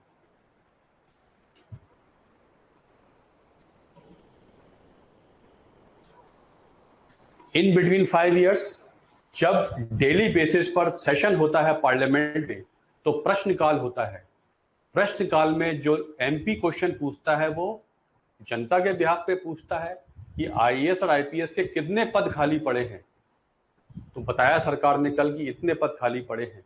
इस मुद्दे पर आपने क्या किया है, क्या आप ये योजना लाने वाले हैं, ये क्या है? ये सरकार से अकाउंटेबिलिटी लेने का तरीका है डेली बेसिस। फॉर एग्जांपल मेरे रिप्रेजेंटेटिव्स हैं, वो सरकार से क्वेश्चन पूछते रहते हैं, क्लियर। या मैं कोई मोशन ले आया, एडजमेंट मोशन ले आया, स्थगन प्रस्ताव ले आया कि मैं चाहता हूं कि आज 2:30 बजे, आज 4 बजे के बाद जो संसद की लिस्टेड बिजनेस है वो, अभी ये चीजें आपको समझ में नहीं आ रही होंगी, बस शॉर्ट में समझाता हूं। राज्यसभा में क्या कह रहे हैं, राज्यसभा में यही तो कह रहे हैं कि संसद की कार्रवाई को एक तरफ करके आप मणिपुर पे बाकायदा चर्चा कीजिए। मणिपुर पर चर्चा करने का मतलब क्या है, मतलब आपसे अकाउंटेबिलिटी ले रहे हैं कि मणिपुर में जो प्रॉब्लम हुई उस पर सरकार बताए कि वो काम क्यों नहीं कर पा रही है, क्या दिक्कत आई। तो जो अकाउंटेबिलिटी होती है वो सिर्फ 5 साल में ही देनी है, ऐसा नहीं है। 5 साल के बीच में जब जब सदन चलता है तब भी हो सकती है। और अब तो अकाउंटेबिलिटी के बहुत सारे तरीके आ गए हैं। Right to information is also one sort of instrument of accountability, right Abhinav. Shreya Rani, minerals act, मैं आपको मिनरल एक्ट नहीं बता रहा हूं, मैं एग्जाम्पल बता रहा हूं। एग्जाम्पल ये है कि एक कानून है, एक कानून है, कानून में एक बदलाव कर दिया। बदलाव ये कर दिया कि सरकार ने कहा कि जो माइंस का जो एलोकेशन होता है वो राज्य सरकारें करती हैं। अब मिनरल्स बहुत इंपॉर्टेंट हो गए, तो अभी अखबार में कल परसों में आया कि उसमें थोड़ा बदलाव किया गया है, जिसमें सेंटर माइंस एलोकेट कर देगी। माइंस का जो ठेका है सेंटर भी दे देगा, भले ही उससे निकलने वाला पैसा राज्यों के पास ही जाएगा, सेंटर नहीं लेगा, लेकिन माइंस एलोकेट करने का अधिकार सरकार ने ले लिया। अब पार्लियामेंट ने इस कानून में चेंज किया और उसको एग्जीक्यूट कौन करेगी, भारत सरकार करेगी। तो भारत सरकार कानून को अप्लाई कर रही है, लेकिन कानून बनाया किसने, पार्लियामेंट ने बनाया। एग्जाम्पल के जरिए बता रहा था, माइंस और मिनरल डेवलपमेंट का जो कानून है वो डिस्कस नहीं कर रहे हैं, उसके तो मुद्दे बहुत सारे हो सकते हैं। एग्जाम्पल देके बता रहा हूं आपको, समझ में आ गया।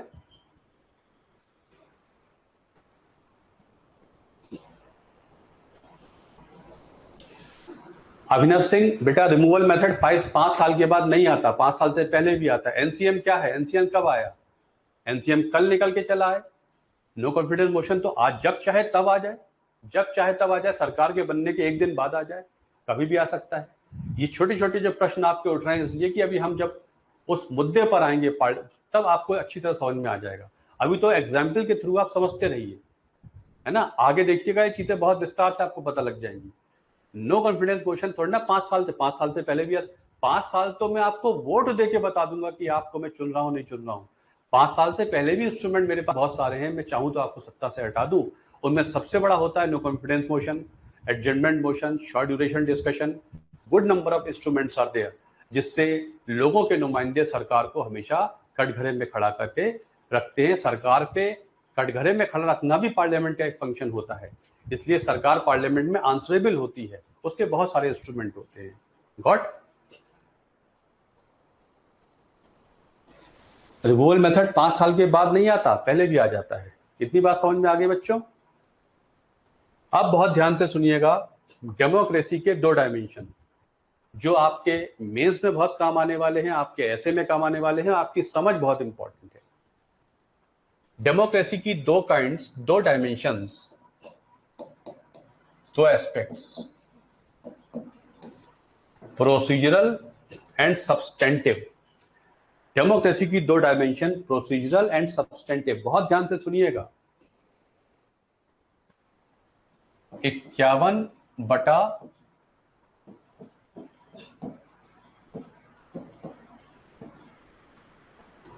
51% principle, 51% principle, this is called procedural aspect of democracy.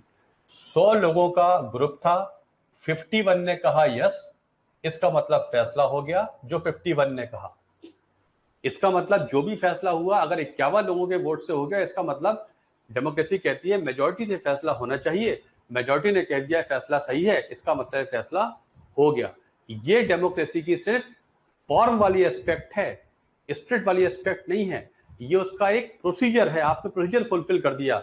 आपने कहा वोट दो, 51 लोगों ने वोट दे दिया, इसका मतलब मेजॉरिटी है, इस चीज को पास कर देते हैं, डिसीजन दे देते हैं। इसका मतलब 49% said no, 50% said yes, 49% ने नो कह दिया। ठीक है, ये इसका मतलब आपने प्रोसीजर फुलफिल कर दिया, आपने डेमोक्रेटिक वे से बिल को पास करा दिया और बिल पास हो गया, पार्लियामेंट ने पास कर दिया, कानून बन गया, एग्जीक्यूट हो सकता है। क्लियर? लेकिन सब्सटेंटिव का मतलब होता है, और जब इसकी बात करते हैं तो हो सकता है 51% लोगों ने जिन्होंने इसको पास किया है, हो सकता है सरकार की पॉलिसी उनका ज्यादा ध्यान रखे जो 51% है, जिन्होंने उनको चुन के भेजा है। जिन लोगों ने सरकार को चुना है, पूर्ण बहुमत दे दिया है, एब्सोल्यूट मेजॉरिटी दे दी है, वो सत्ता में आ गए, उनके पास 303 सीटें हो गई, 330 सीटें हो गई। इसका मतलब जो और 200 लोगों ने उनको वोट नहीं दिया है, उनके लिए यदि वो काम नहीं करेंगे तो इसका मतलब वो सिर्फ प्रोसीजरल एस्पेक्ट डेमोक्रेसी को फुलफिल कर रहे हैं। भाई हमको 330 लोगों ने वोट दिया है 543 में, हम जब भी पॉलिसी बनाएंगे सिर्फ 330 लोगों के हित का ध्यान रखेंगे। इसका मतलब ये डेमोक्रेसी की बस प्रोसीजरल एस्पेक्ट फॉलो हो रही है, मतलब all decisions, all policies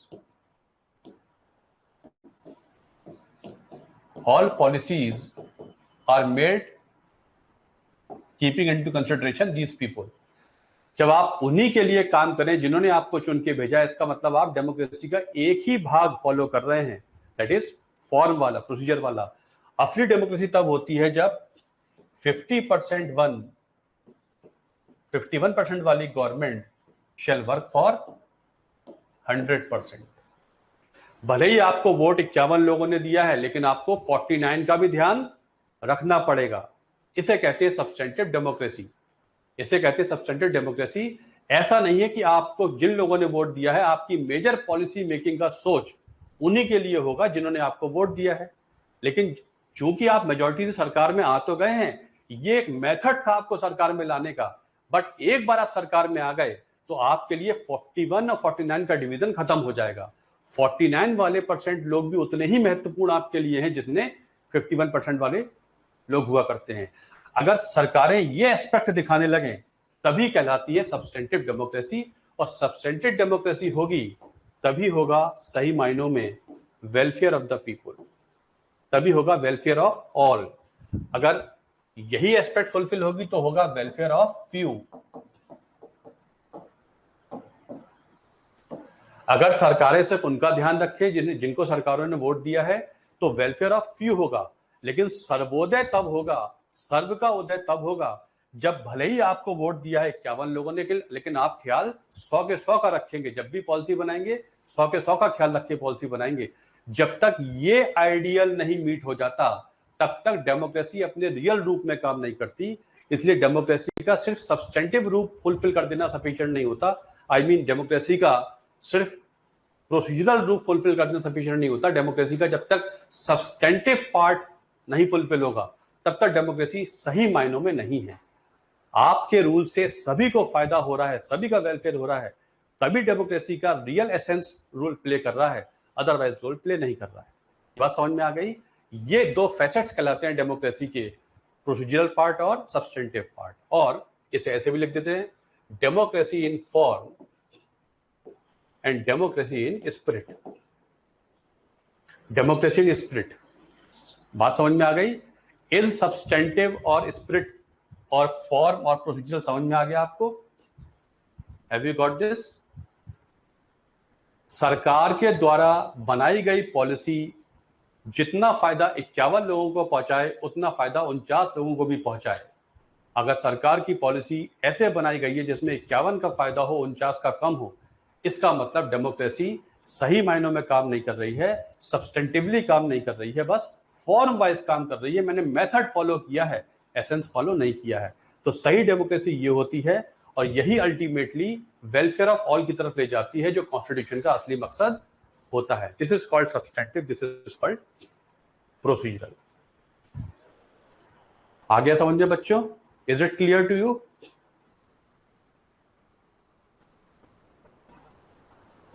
साशी, अभिनव,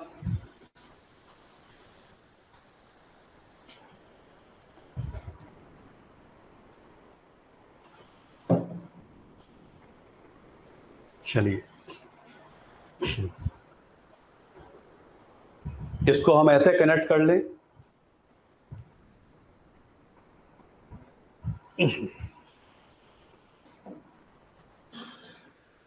अब एक कंसेप्ट आता है रूल ऑफ लॉ। बहुत इंपॉर्टेंट है आपके एग्जाम के लिए। रूल ऑफ लॉ, ये आप सुनते रहते होंगे बार बार कि होता है एक रूल ऑफ लॉ। क्या होता है रूल ऑफ लॉ, ध्यान से समझिए।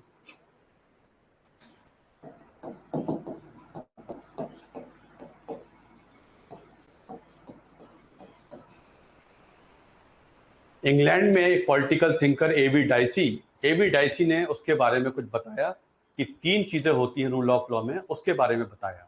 ठीक है, वो क्या है, एवी डाइसी ने क्या कहा। और रूल ऑफ लॉ की कोई, एवी डाइसी की डेफिनेशन जो है वो एक इंग्लैंड के सिस्टम को लेते हुए होती है, लेकिन रूल ऑफ लॉ की कोई फिक्स डायमेंशन नहीं है, फिक्स डेफिनेशन नहीं है। कई तरीके से इसको डिफाइन किया जा सकता है। जितनी डायमेंशन है वो मैं आपको बताने जा रहा हूं।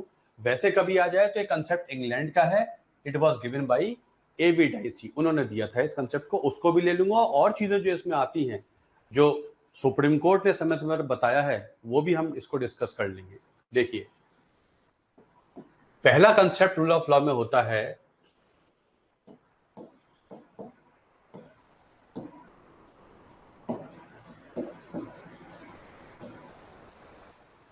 Supremacy of law. Rule of law का जो पहला एलिमेंट होता है वो कहलाता है supremacy of law. Law supreme है, लॉ सुप्रीम है, कोई और सुप्रीम नहीं है। मतलब सबके ऊपर लॉ काम करता है, law is supreme. None is above the law and none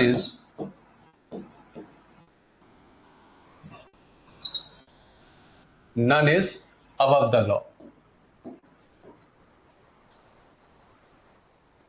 कानून के ऊपर कोई नहीं, सबसे सुप्रीम क्या है, कानून है। तो सबसे पहला एंगल होता है रूल ऑफ लॉ का, there shall be supremacy of law, that is government works in subordination to the law, not vice versa. Government का संदर्भ यहां पर जितनी स्टेट संस्थाएं हैं मैं उनको ले रहा हूं, है ना। जो सरकार है, उनकी एजेंसियां हैं, वो लॉ के तहत काम करती है, ना कि लॉ गवर्नमेंट के तहत काम करता है। जो संस्थाएं हैं वो लॉ के तहत काम करती है, ना कि लॉ उनके तहत काम करता है। This is called supremacy of the law. Law is supreme, nobody is above the law, nobody is above the law. कानून से ऊपर कोई नहीं होता। जो संविधान है या लॉ है वो सर्वोपरि है। पहली डायमेंशन तो होगी, सबसे इंपॉर्टेंट लॉ होता है, लॉ से ऊपर कोई नहीं हो सकता, फर्स्ट डायमेंशन। सेकेंड,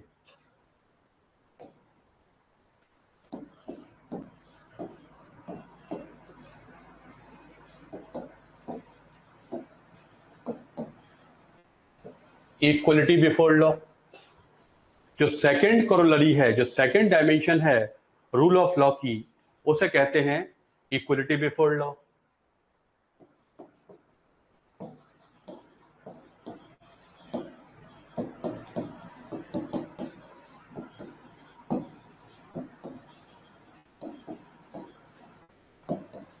अभी इसको आप ऐसे समझिए, इनके वेरिएशंस भी हैं, है ना, हम समझाने की बात कर रहे हैं। लॉ सबके लिए बराबर लागू होता है, इक्वलिटी बिफोर लॉ। लॉ सबके सामने सबके लिए बराबर है, कानून के सामने सब बराबर है। Law does not differentiate, law लोगों में भेदभाव नहीं करता, इक्वलिटी बिफोर लॉ होनी चाहिए। ये एक और फैसेट है, ये एक और एंगल है रूल ऑफ लॉ का।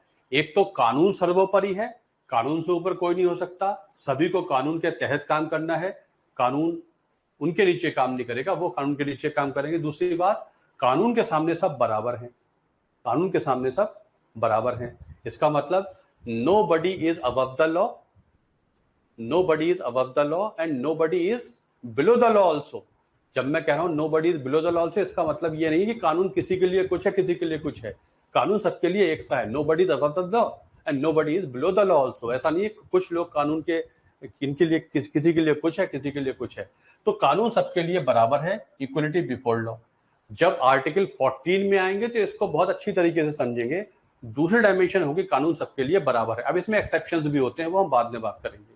दूसरी dimension, third is rights and liberties of the people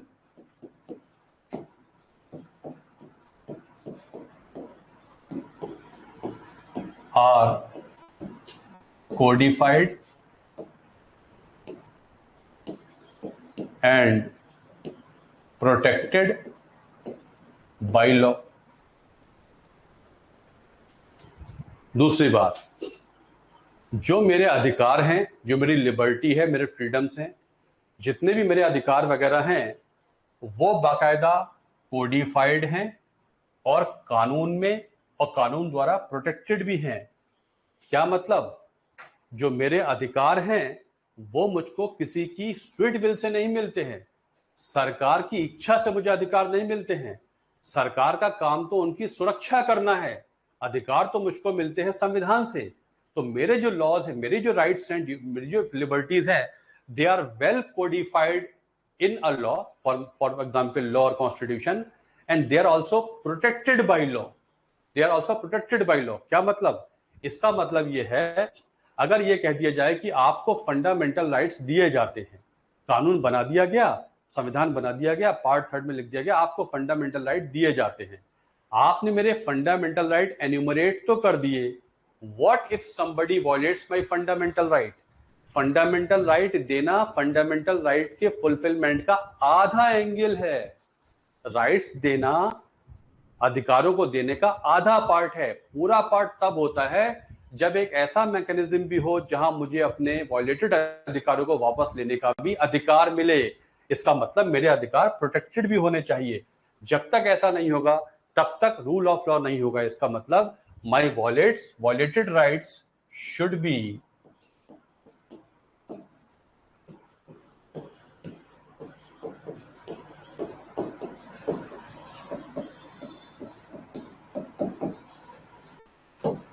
ध्यान से समझिएगा, अधिकार दे देना एक बात, अधिकार दे देना एक बात, अधिकारों के इन्फ्रिंजमेंट के केस में उनको वापस लेने का अधिकार भी मेरे पास होना चाहिए।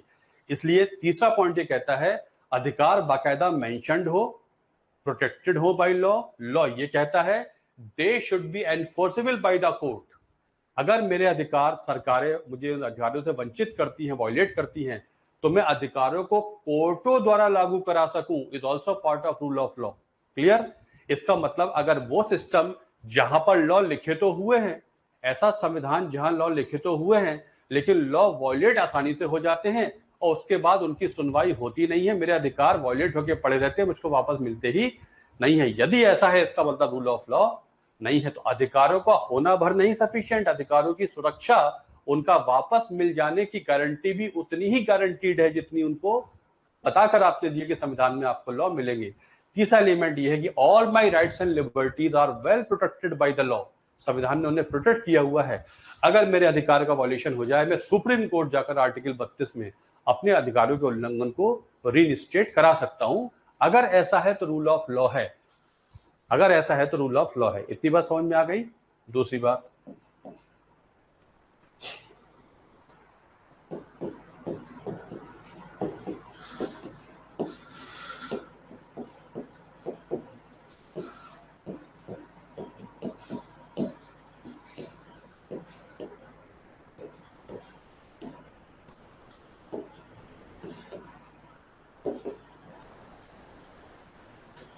अगली बात, बेटा छोड़ दो फ्रीडम और लिबर्टी, इसलिए छोड़ दो कि हम पॉलिटिकल साइंस नहीं पढ़ेंगे। हम पॉलिटिकल साइंस नहीं पढ़ रहे हैं। हम पॉलिटिकल साइंस पढ़ते तो इसको डिस्क्राइब करते हैं। हमारी पॉलिटी के लिए दोनों वर्ड सेम है, आप दोनों को बिल्कुल सेम मानिए, ठीक है? दोनों को सेम मानिए। इन the world of freedom I have many liberties. बस मैंने आपको हिंट दे दिया, इन the world of freedom I have many liberties. बस आप पॉलिटिकल साइंस से बिल्कुल मत जाइए, फिर बहुत सारी चीजें आ जाएंगी, आप पॉलिटी नहीं पढ़ पाएंगे, फिर आप और गहराई में चले जाएंगे। छोड़ दीजिए उसे बेटा। हमारी पॉलिटी के लिए दोनों सेम है। पॉलिटिकल साइंस में बहुत ज्यादा ऐसे बारीकियां निकालेंगे तो अलग अलग हो जाते हैं, अदरवाइज नहीं होते। अगला, certainty of punishment in case of breach of law. बहुत ध्यान से सुनिए। अगर कोई ऐसा सिस्टम है जहां पर कोई लॉ ब्रीच करता है, कानून का उल्लंघन करता है, और कानून का उल्लंघन करने वाले के खिलाफ कोई कार्रवाई हो ही नहीं पाती है। लॉ इतना लचर है, सिस्टम इतना लचर है, लॉ को ऐसे बनाया गया है, कानून को पार्लियामेंट ने ऐसे बनाया है कि उसकी चंगुल में आने से पहले ही उसको तोड़ने वाले गिरफ्तार होते ही नहीं है और हमेशा फ्री घूमते रहते हैं। अगर कानून ऐसे बने हुए हैं तो भी इसका मतलब रूल ऑफ लॉ नहीं है। तो रूल ऑफ लॉ का एक डायमेंशन ये भी कहता है कानून इस तरीके से ताना बाना बुना जाए कि उसके एप्लीकेशन से ये हो जाए कि अगर उसे तोड़ा गया है तो सर्टेनिटी ऑफ पनिशमेंट होनी ही होनी है। अगर ऐसा सिस्टम है जहां सर्टेनिटी ऑफ पनिशमेंट है, अगर लॉ ब्रीच हुआ है तो ही होता है रूल ऑफ लॉ। ठीक, ये बात समझ में आ गई। अगर मुझे ये पता लग जाए कि मैं कानून तोड़ दूंगा और किसी तरीके से इतना लचर कानून है कि इसकी मिस इंटरप्रिटेशन करके मैं इससे बाहर निकल आऊंगा, इसका मतलब रूल ऑफ लॉ नहीं है। कानून का होना भर रूल ऑफ लॉ नहीं होता, कानून का होना भर रूल ऑफ लॉ नहीं होता। कानून का लॉ शुड बी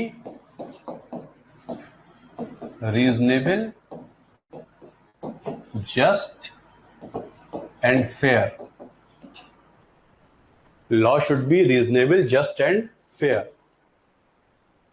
आप सुनिए बहुत ध्यान से, कानून का होना भर सफिशिएंट नहीं, कानून का सही होना, जस्ट होना, फेयर होना भी इंपॉर्टेंट होता है। कानून होना भर होता है, इसका मतलब यह है एक कानून पार्लियामेंट ने बना दिया, पार्लियामेंट ने कह दिया कि भाई जो भी सरकार के खिलाफ बोलेगा उसे इस कानून के तहत गिरफ्तार कर लिया जाएगा। सेक्शन 124A ऑफ आईपीसी कानून है। इस कानून को यह कहता है कोई भी अगर सेडिशन करता है, राजद्रोह करता है, हम उसको अरेस्ट कर लेंगे और जेल में डाल देंगे। रूल ऑफ लॉ कहता है कानून, जब भी हम वर्ड लॉ की बात करते हैं रूल ऑफ लॉ वाले फ्रेज में, तो वो सिंपली डेमोक्रेटिकली मैथोडिकली पास लॉ नहीं है। लॉ एसेंशियली सब्सटेंटिव है। लॉ एसेंशियली गुड कर रहा है किसी का, लॉ का उद्देश्य अच्छा करना है। लॉ को बनाया ऐसे गया है कि लॉ का जो आउटकम होगा, लॉ का जो आउटकम होगा वो सही दिशा में जाएगा। लॉ ऐसा बना हुआ है जिसके इस्तेमाल से नुकसान होने लगे, इसका मतलब लॉ सही नहीं है। तो लॉ जस्ट भी होना चाहिए, फेयर भी होना चाहिए, रीजनेबल भी होना चाहिए। अगर लॉ ऐसा नहीं है तो लॉ, इसका मतलब रूल ऑफ लॉ नहीं है। ये सारी डायमेंशंस अगर फुलफिल होती हैं तो ही हम कहते हैं कि हुआ करता है रूल ऑफ लॉ। ये बात समझ में आ गई। पहली बात, डाइसी ने तो तीन चीजें बोली। एवी डाइसी ने बोला there should be supremacy of the law, there should be equality before law, there should be protection to individual liberties. लेकिन ये जो मैंने आपको बताया आज से 2 साल पहले सुप्रीम कोर्ट के सीजीआई थे, उन्होंने इसे बहुत विस्तार से एक लेक्चर में बताया था। उसमें सुन लीजिए उन्होंने क्या कहा। ये तो मैंने आपको डायमेंशन बताई, supremacy of the law, equality before law, liberties are well codified and are should be enforceable by the court of law। कोर्टों द्वारा हम उनको लागू करा सके, इतनी भी गुंजाइश उस संविधान में, लॉ में होनी चाहिए।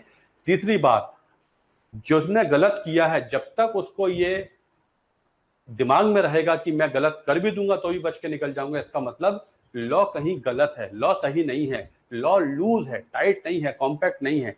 इसलिए लॉ का जस्ट फेयर रीजनेबल होना भी बहुत जरूरी है, तब होता है रूल ऑफ लॉ। इसी में सीजीआई ने 2 बातें और जोड़ दी। Law should B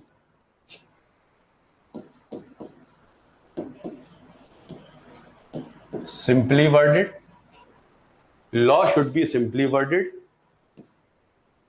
and law should be accessible. आजकल अखबार में आप पढ़ते होंगे, ये अखबार में आता रहता है, कानून की भाषा बड़ी कठिन होती है, बड़ी पेचीदी होती है। लॉ सिंपली वर्डेड का मतलब यह है कि वो एम्बिग्विटी ना दे। ऐसा ना हो कि वकील उसका तोड़ मरोड़ करके उससे गलत करने वाले को फायदा पहुंचा दे। लॉ इतना सिंपल वर्डेड होना चाहिए कि उसका जो उद्देश्य है वो आसानी से निकल के आ जाए। लॉ कंफ्यूज ना करे, लॉ सिंप्लीफाई करे, एम्बिग्विटी की तरफ ना ले जाए, कंफ्यूजन की तरफ ना ले जाए। इसलिए लॉ का सिंपली वर्डेड होना बहुत जरूरी है। ये सीजीआई ने कहा आज से 2 साल पहले कि लॉ का होना भर सफिशिएंट नहीं, उसकी लैंग्वेज इतनी सिंपल होनी चाहिए कि वो 2-3 मीनिंग ना देकर जो इंटेंडेड मीनिंग है उसकी तरफ ले जाए। साथ साथ एक्सेसिबल का मतलब है justice should not be expensive.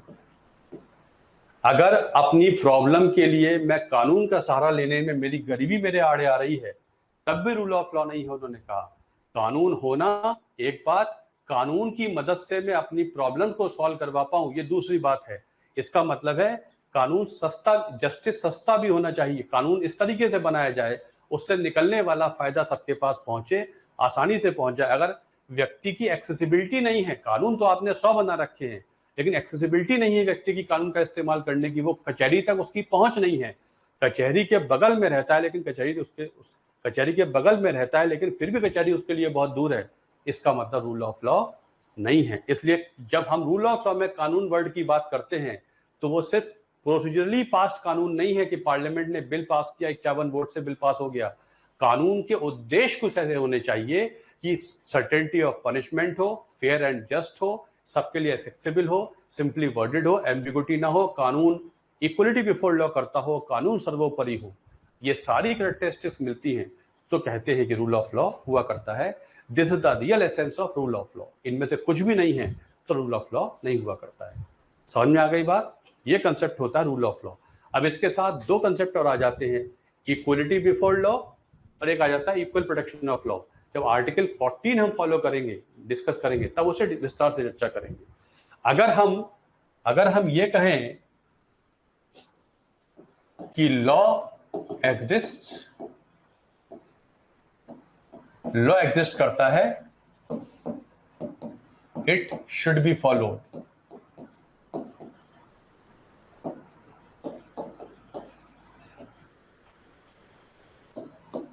तो ये हो जाएगा रूल बाय लॉ। कानून आपने बना लिया और कानून कहता है कि इस कानून के तहत जो जो निकल के आ रहा है उसका जो फैसला है वो सही है, इसे कहते हैं रूल बाय लॉ।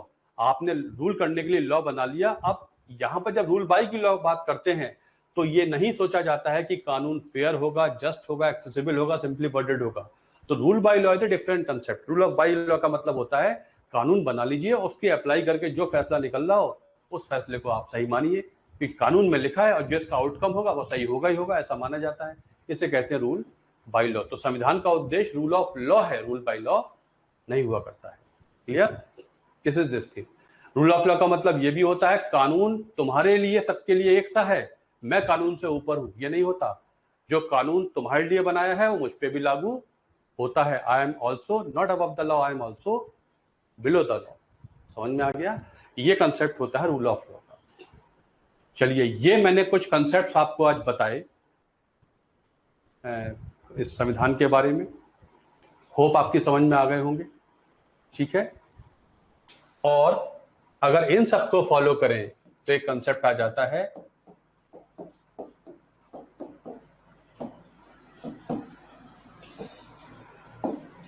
संविधानवाद। फिर एक कंसेप्ट आ जाता है संविधानवाद। संविधानवाद का मतलब होता है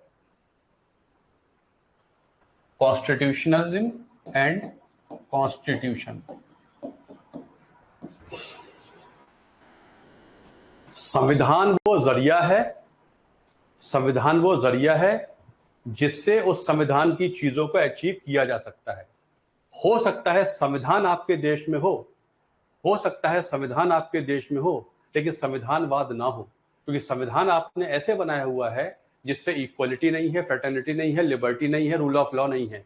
अगर रूल ऑफ लॉ नहीं है, इक्वल जस्टिस नहीं है, जुडिशियल रिव्यू नहीं है,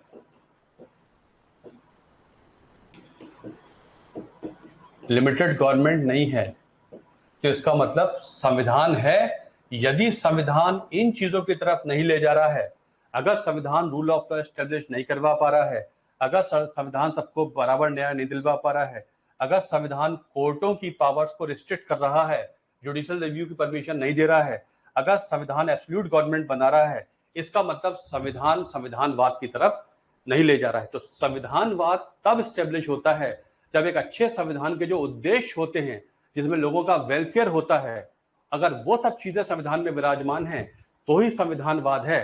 संविधान होने से संविधानवाद हो जाएगा?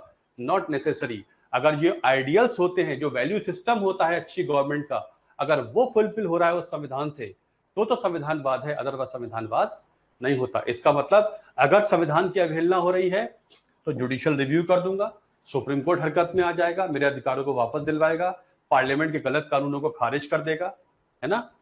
अगर सरकार एब्सोल्यूट होती जा रही है तो इस संविधान में ऐसे मैकेनिज्म बने हुए हैं जिसे सरकार को हम घेर सकते हैं, लिमिटेड गवर्नमेंट कर सकते हैं। संविधान इक्वल जस्टिस की बात करता है, रूल ऑफ लॉ एस्टेब्लिश करने, डिफरेंट प्रोविजन से रूल ऑफ लॉ एस्टेब्लिश करता है। अगर ये उद्देश्यों की पूर्ति हो रही है उस देश में तो वो संविधान अच्छा है, अदरवाइज संविधान होना भर संविधानवाद की बात नहीं करता है। हो सकता है संविधान ना भी हो आपके देश में, तब भी हो सकता है चीजें आपके देश में हो, है ना। इसका मतलब संविधान तो वो जरिया होता है, इसलिए उस जरिए को ऐसे बनाया जाए उस देश में संविधानवाद स्थापित हो जाए। एग्जाम्पल ये कह सकते हैं, Pakistan does have a constitution, Pakistan does have a constitution, but Pakistan does not have constitutionalism.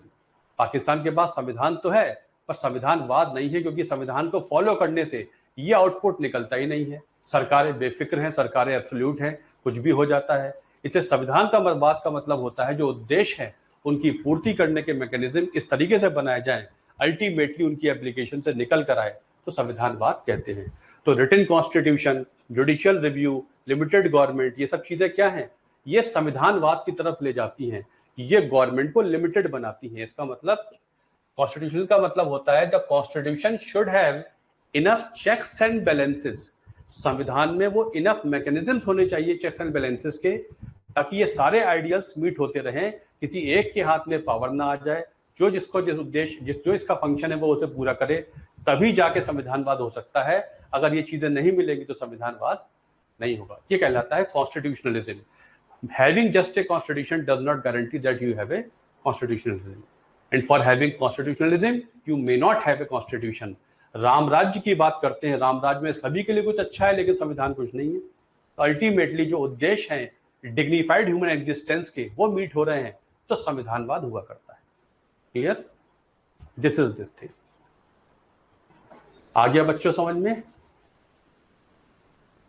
Got? चलिए आज यही रोक दें, कल कंटिन्यू करेंगे।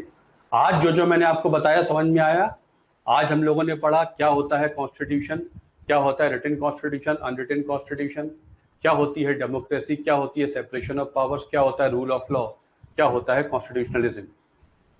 Are you getting? मैं जो आपको पॉलिटी पढ़ा रहा हूं आपकी समझ में आ रही है नहीं आ रही है? मुझे प्लीज जरूर बताएं और अपने जेन्युइन क्वेश्चन पुट अप करें।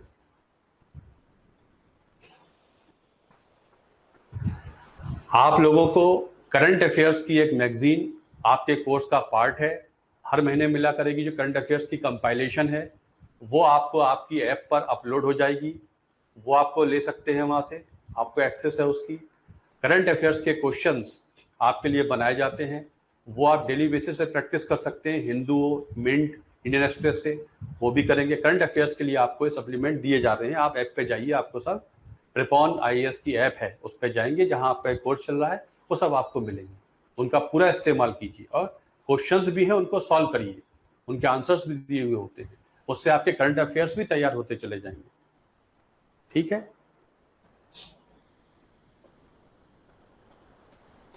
अविनाश सिंह, आप कोई भी नोट्स सप्लीमेंट करने की कोशिश मत कीजिए, बस मेरे कंसेप्ट समझते जाइए और न्यूज़पेपर से और करंट अफेयर्स से सप्लीमेंट कर दीजिए बस, और कुछ नहीं। बहुत ज्यादा की नीड नहीं है।